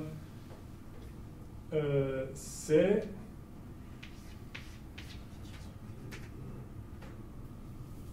un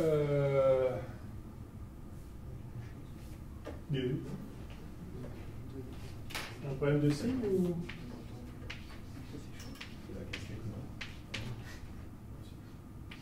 Grade de P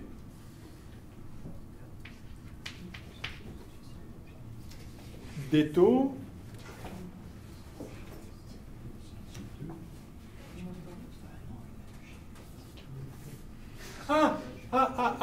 oui, j'ai un problème de signe parce que ça, attention, ça c'est le flux sortant, ça. Or là j'ai orienté ds rentrant. Ou sinon, si je prends ds sortant, il faut que je mette moins. Enfin, c'est pareil, ds rentrant, c'est moins ds sortant. D'accord ? Donc du coup, si j'applique le théorème, donc faites bien attention à tous ces théorèmes comme le celui d'avant, c'est toujours sortant. Enfin, c'est une convention, on pourrait prendre l'autre, mais il y aura un signe moins. Donc on prend bien le sortant, et du coup, ça donne ça. Pardon.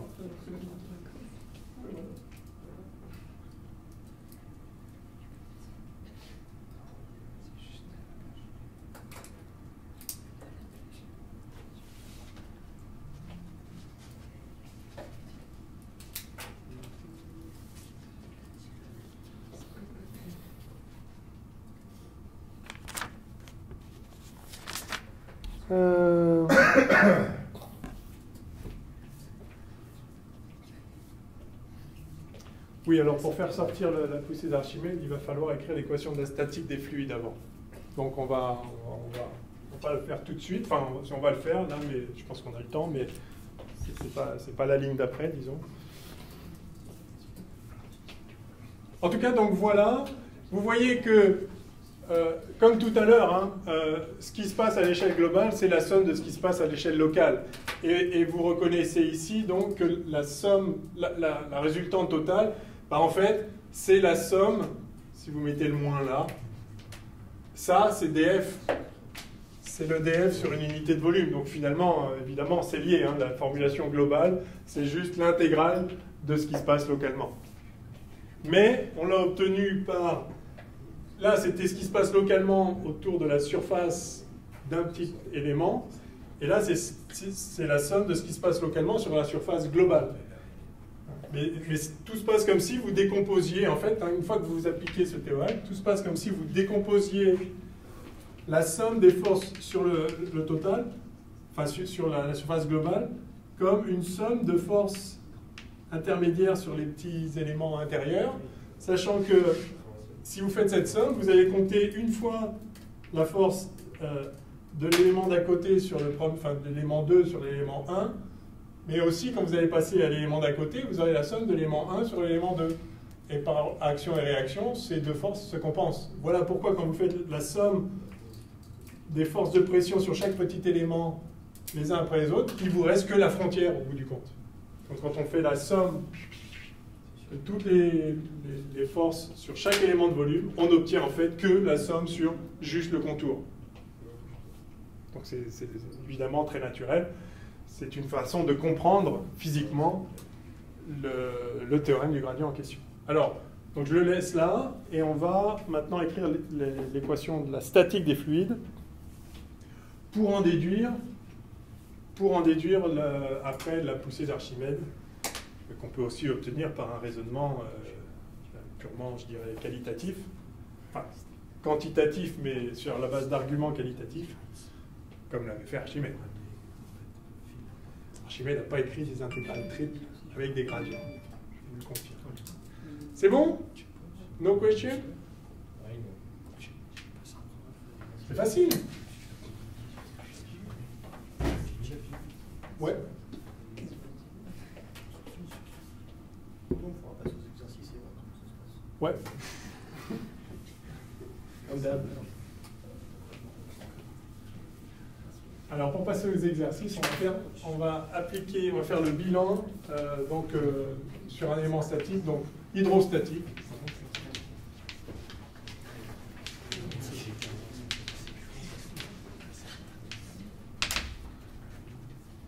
Donc fluide au repos.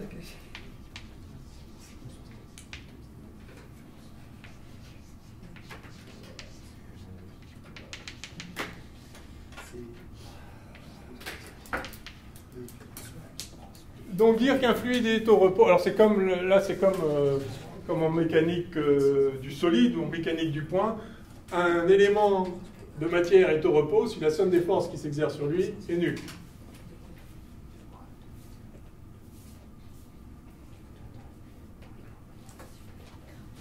Ça implique que la somme des forces qui s'exercent sur lui est nulle, et si c'est nul à un instant donné, du coup ça ne se met pas à bouger. Donc, en tout cas, donc les conditions d'équilibre d'un élément de fluide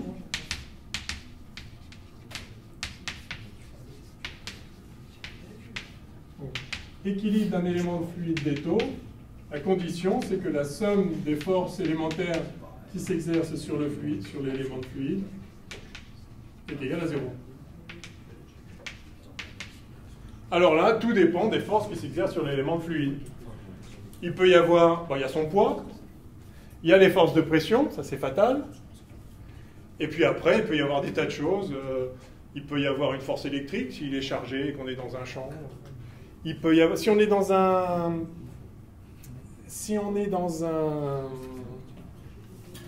référentiel non galiléen, il va y avoir des forces d'inertie qui vont s'appliquer dessus. Ah, on fera un exercice peut-être avec le seau qui tourne. Le seau de Newton. Faites tourner un seau sur lui-même. Et la surface du fluide, ça va se creuser au milieu, non? C'est quoi la forme? Un paraboloïde de révolution. Ça se calcule, ça. Quelle est la courbure en fonction de la vitesse de rotation? En fait, c'est trivial. Il suffit d'écrire l'équation d'équilibre du fluide. Simplement, il faudra écrire l'équilibre du fluide dans le référentiel tournant. Mais du coup, il y a une force d'inertie. On va le faire. Il y a des miroirs convexes qui sont faits. Absolument, ça permet de faire des miroirs parfaitement, stigmatiques pour des points à l'infini. Par contre, ça ne peut regarder que dans la direction orthogonale, dans la direction de l'axe. Enfin, on peut les fabriquer comme ça, et puis après les incliner, bien sûr. Ok, alors, df, la somme des éléments fluides. Alors, on va prendre le cas le plus simple.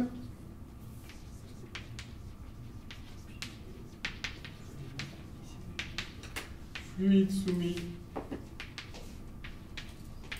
uniquement au poids et aux forces de pression. Donc ça implique qu'on est dans un référentiel galiléen, parce que sinon il y aurait des forces d'inertie en prime. Ou en tout cas, ça implique qu'on peut négliger les forces d'inertie, donc on est dans un référentiel qui n'est pas loin d'être galiléen, négligé par rapport aux autres forces. Donc le poids et la force de pression. Alors on va faire le bilan des forces qui s'exercent sur le petit élément de volume.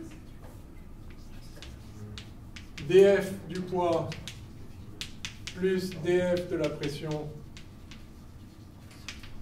égale 0. dF du poids, c'est quoi? mg. Alors m pour un petit élément de volume des taux, c'est quoi la masse? C'est dm égale ρ des taux, par définition, de ρ. Donc ça fait ρ des taux fois g. La force de pression, on vient de la calculer, je l'ai effacé, c'était là-bas, c'est donc moins gradient de P des taux égale 0. Moralité, gradient de P égale ρg. Ben voilà l'équation de la statique des fluides. C'est tout.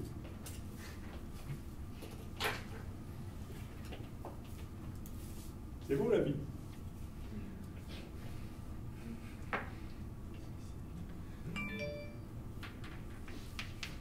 C'est-à-dire moins ρg uz, si vous voulez introduire z, enfin bon, ρg.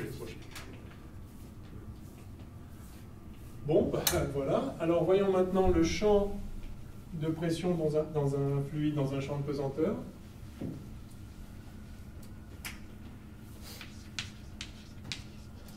Champ de pression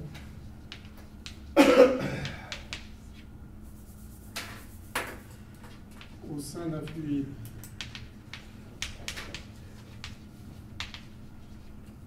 au repos, bien sûr, dans un champ de pesanteur.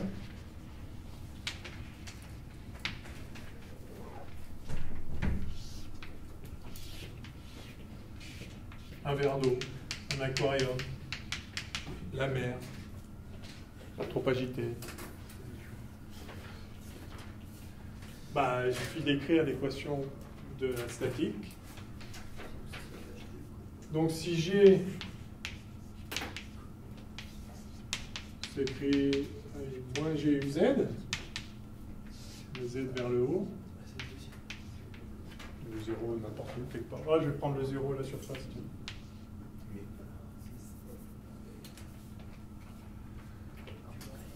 Alors, on a donc gradient de P qui vaut moins ρg uz. Et en coordonnées cartésiennes, le gradient de P, c'est sur ux dp sur dx, sur uy dp sur dy, et sur dz dp sur dz.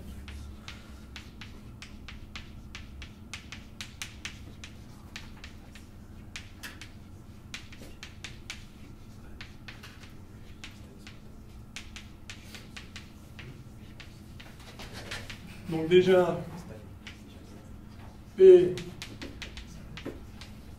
est indépendant de X et de Y. Première chose. Hein, puisque manifestement dp sur dx c'est égal à 0, dp sur dy c'est égal à 0, et par ailleurs vous avez dp sur dz qui vaut moins ρg, c'est-à-dire p de z égale p0, c'est-à-dire p de z égale 0, enfin une constante, moins ρ gz, et cette constante ce n'est rien d'autre que la pression en z égale 0. Il suffit de mettre z égale 0 là-dedans, vous avez p de 0 égale p0. Donc voilà le champ de pression dans le fluide. Je pourrais écrire P de x, y, z égale ça. C'est-à-dire que ça ne dépend pas de x et y.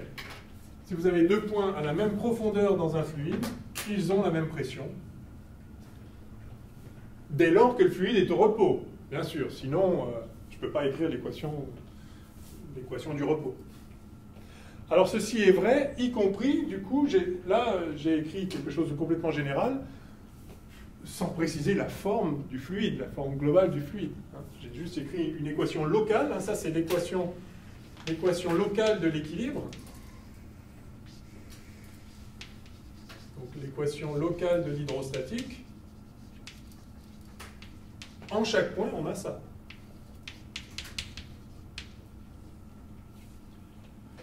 Et donc, oui, c'est valable aussi si on fait un truc comme ça.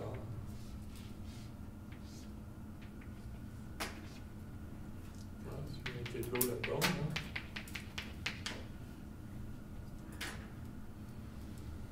Bah, ici, il y a la même pression que là ou là.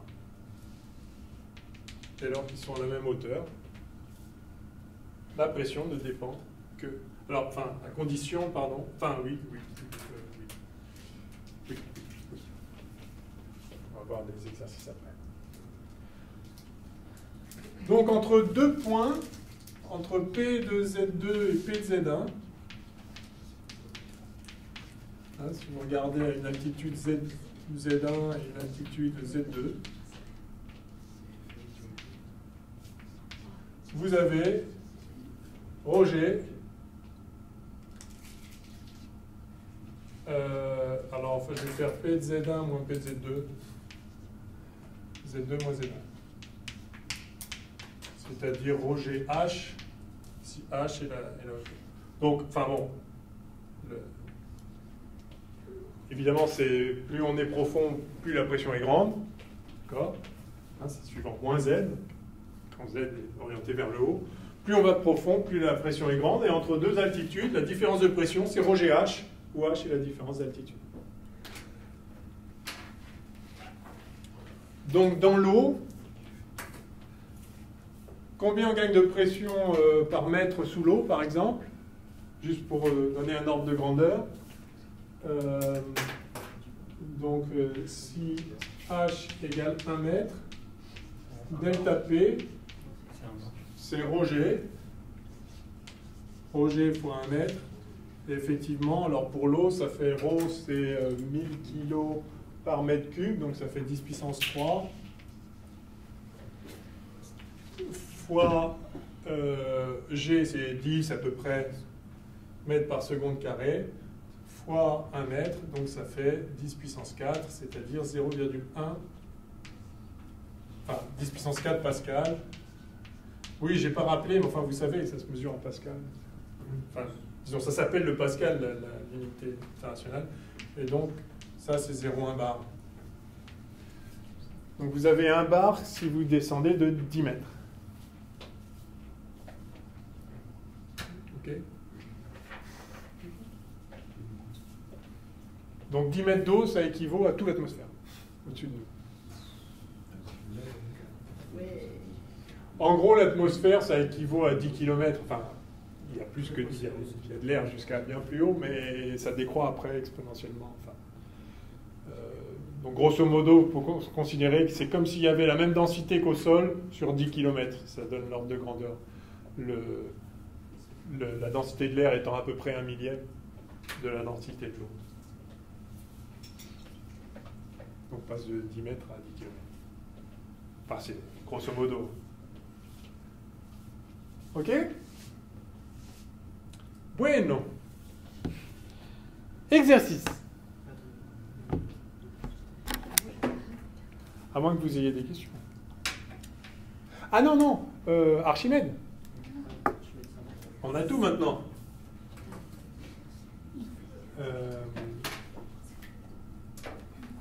Je peux effacer à gauche? Oui. Ouais.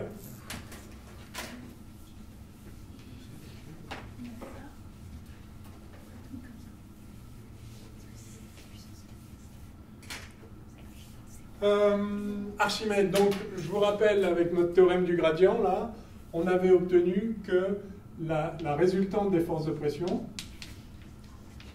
F total, sur un corps plongé dans l'eau, enfin plongé dans un fluide quelconque, c'était donc la somme double de PDS, alors PDS entrant, donc moins PDS sortant, sur toute la surface externe du solide.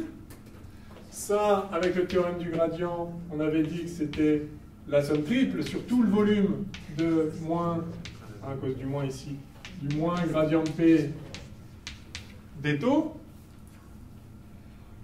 Ben, moins gradient de P, c'est moins rejet. Si c'est statique. Donc c'est la somme triple sur V de moins rejet des taux. G est constant, enfin, supposant que le champ de pesanteur est constant. Donc ça fait moins somme triple de ρ des taux fois G. Mais ρ, c'est quoi ce ρ? C'est ρ du fluide, bien sûr. Donc là aussi, c'est ρ du fluide.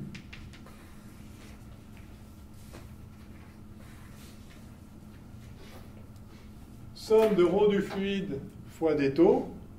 La somme de des taux, c'est le volume total. ρ, la masse volumique, fois le volume, ça donne la masse, mais la masse du fluide qui occuperait le volume du corps.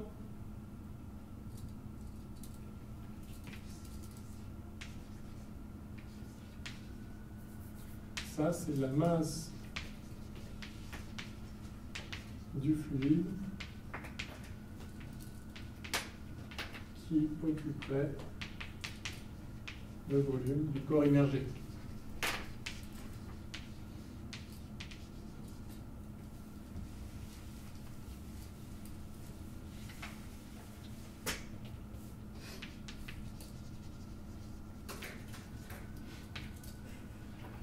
Donc, d'où l'expression du théorème d'Archimède. La pression d'Archimède est égale à l'opposé du poids du fluide déplacé. Donc ça fait moins M fluide déplacé G.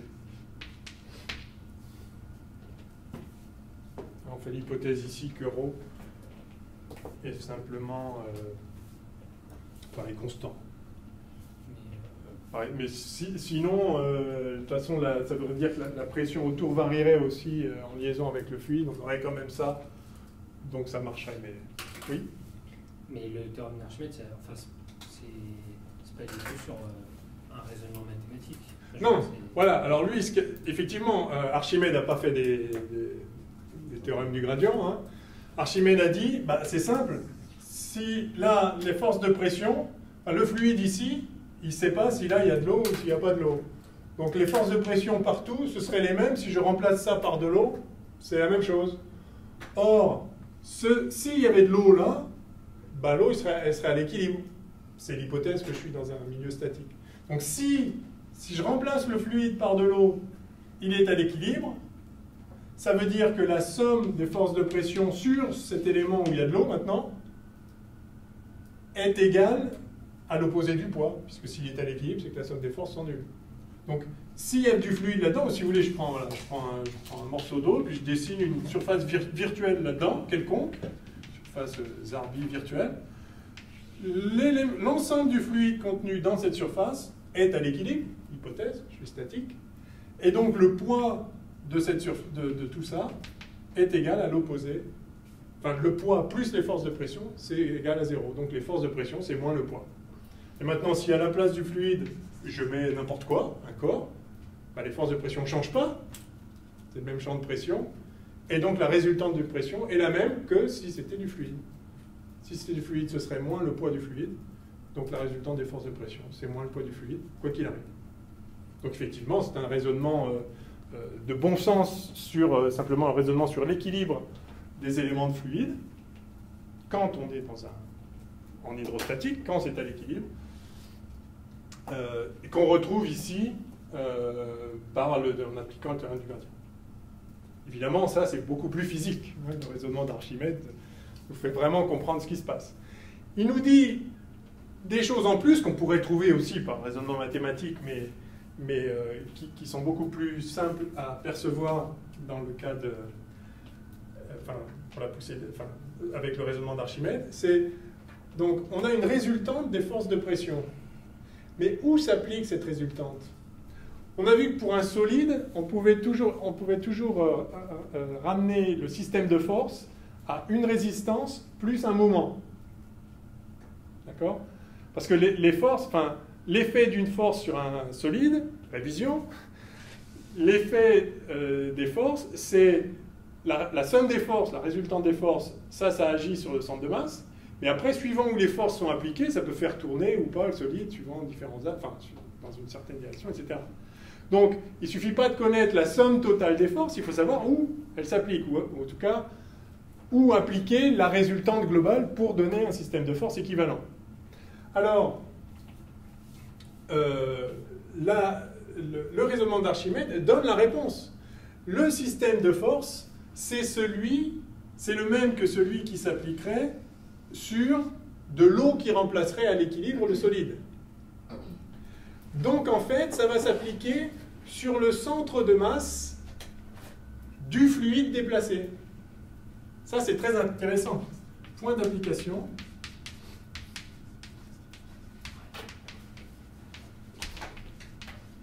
De la poussée d'Archimède. Ça, c'est important, hein. N'oubliez pas ça.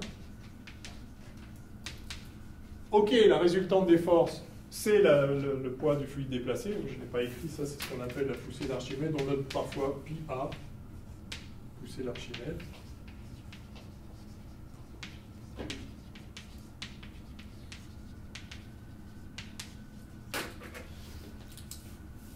Le point d'application de la poussée d'Archimède, c'est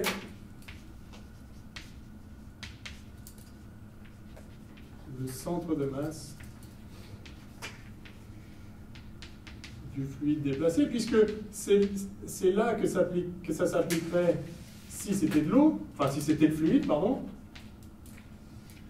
puisque c'est là que s'applique le poids. Le poids s'applique au centre de masse, qui est donc le centre de gravité. Donc si, dans le cas où ce serait de l'eau, on a équilibre des forces, on a la somme des forces qui est nulle, mais aussi la somme des moments qui est nulle. Donc les deux forces résultantes doivent s'appliquer au même endroit, c'est-à-dire au centre de masse. Or, c'est le même système de force de pression, donc si maintenant ce n'est pas de l'eau, mais c'est un corps solide, eh bien n'empêche, la résultante des forces de pression s'applique au même point que là où elle s'appliquerait si c'était de l'eau, c'est-à-dire au centre de masse du fluide déplacé, qui n'est pas forcément le centre de masse du corps. Donc attention, le poids du corps, en fait, c'est une somme de plein de petits poids qui s'appliquent à plein d'endroits. Mais on a déjà vu que c'était équivalent à une force, le poids total, qui s'appliquait en un point, le centre de masse du corps. Par contre, la poussée d'Archimède, c'est égal. Sa résultante, c'est l'opposé du poids du fluide déplacé, mais son point d'application, ce n'est pas le centre de masse du corps, c'est le centre de masse de l'eau que le corps remplace. Yes?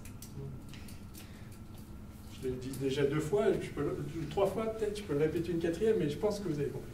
Mais alors, du coup, application.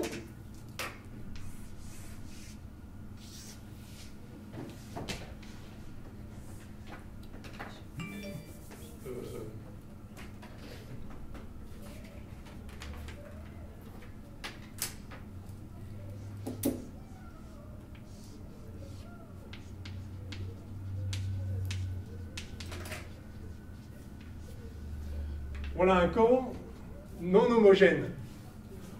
Lourd à gauche, léger à droite. Je le fais simple, juste pour vous voyez le principe. Comment il se met ce corps-là dans l'eau? Il va basculer. Pourquoi il bascule? Parce que, bon, il y a son poids. Son poids, il s'applique où? Il s'applique à son centre de masse à lui. C'est-à-dire quelque part par là, disons. P. Enfin, P. Et la poussée d'Archimède, elle s'applique au centre de masse du fluide déplacé. C'est-à-dire au milieu de cette forme-là. J'ai envie d'un verre. Vert, voilà, vert. Non, un verre V-E-R-T.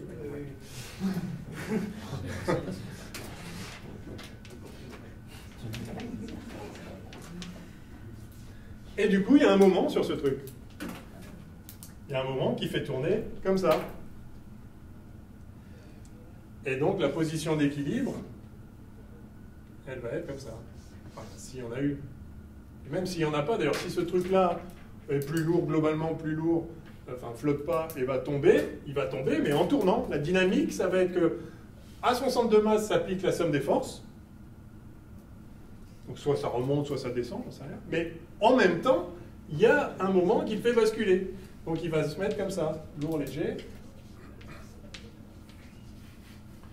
Et après, donc, suivant si cette résultante est positive, négative ou nulle, soit il va rester là, soit il va descendre, soit il va monter, mais voilà ce qui va se passer. Quand vous pêchez à la ligne, là, votre bouchon, il se met d'une façon... il obéit à ça. Le bouchon se redresse parce que si au début il est immergé en biais, par exemple, bah, la forme fait que... Enfin bref, vous avez compris. Ok ?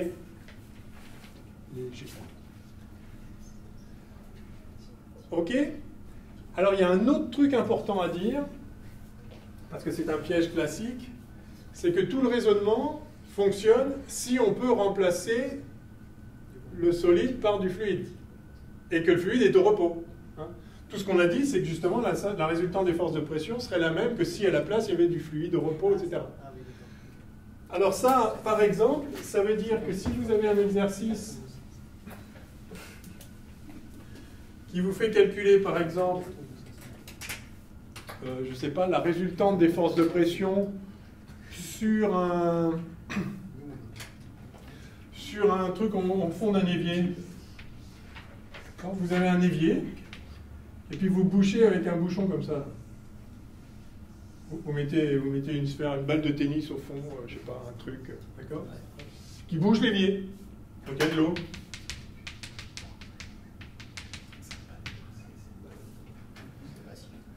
Et là, je sais pas, l'exercice demande, faites le bilan.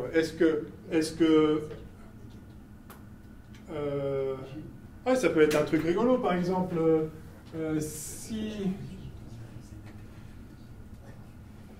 imaginez, je vais faire comme ça. Faites un truc comme ça. C'est rigolo, ça. Vous mettez une balle comme ça au fond de l'évier, une balle plus lourde que l'eau, donc ça pèse. Mais par contre, si vous augmentez le niveau, au bout d'un moment, la pression va augmenter. Vous pouvez dire peut-être il y a un moment, ça va se mettre à décoller, j'en sais rien. Enfin, bon. On vous demande est-ce que ça tient ou est-ce que ça flotte suivant la masse volumique du truc. Je sais pas. Vous imaginez un exercice un peu avec ça. Un exercice où vous aurez besoin de calculer la poussée d'Archimède là-dessus. Vous avez son poids, et puis c'est immergé dans l'eau, donc vous avez une poussée d'Archimède. Ben non, vous n'avez pas de poussée d'Archimède. Vous avez une résultante des forces de pression, ouais, il y a la pression ici qui va plaquer le corps vers le bord. Alors là, faites attention parce que par contre, la pression, elle va plaquer ici. Par contre, là, elle va au contraire soulever le corps. Donc il faut faire le bilan des forces de pression pour traiter le problème proprement. Dans ce bilan des forces de pression, si vous êtes futé, vous dites, mais attendez, le bilan des forces de pression, on l'a déjà fait, c'est la poussée d'Archimède, c'est justement la somme des pressions tout autour. Ouais, c'est la somme des pressions tout autour, à condition qu'on puisse remplacer le corps par du fluide au repos. Or là, si vous retirez le corps et vous mettez du fluide à la place, il va s'écouler. C'est-à-dire que la résultante des forces de pression, ça ne va pas être le poids du volume déplacé, enfin le poids du volume d'eau déplacé, le poids de l'eau déplacée, ça va être la somme des forces de pression sur toute cette surface-là. Mais il va manquer ça. Et il n'est pas vrai que il est vrai que la résultante sur partout autour, si c'était complètement dans l'eau, c'est égal au poids du volume d'eau déplacé, mais il n'est pas vrai que si on restreint la somme des forces de pression à la partie immergée, c'est égal au poids du volume déplacé restreint à cette partie-là. C'est vrai globalement, c'est ce qu'on a vu avec le théorème là, quand on fait l'intégrale sur la surface fermée, c'est vrai, mais si vous faites sur une partie, c'est pas vrai du tout. Donc, dans ce genre de cas, faites attention, la poussée d'Archimède, c'est pas le poids du volume d'eau déplacé. À ce moment-là, il faut calculer la résultante des forces de pression, si on vous demande ça. Autre truc classique, c'est le mouvement perpétuel.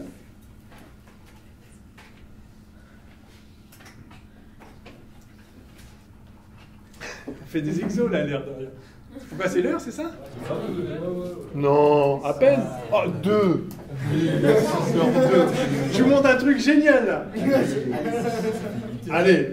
Alors là, non mais sérieux, là vous pouvez poser une colle à vos copains. Ouais. Des copines. J'avoue que. Ah bah oui. C'est tentant. Voilà, un mouvement perpétuel. Voici une roue libre de tourner en rotation comme ça. Alors, donc ça c'est un aquarium.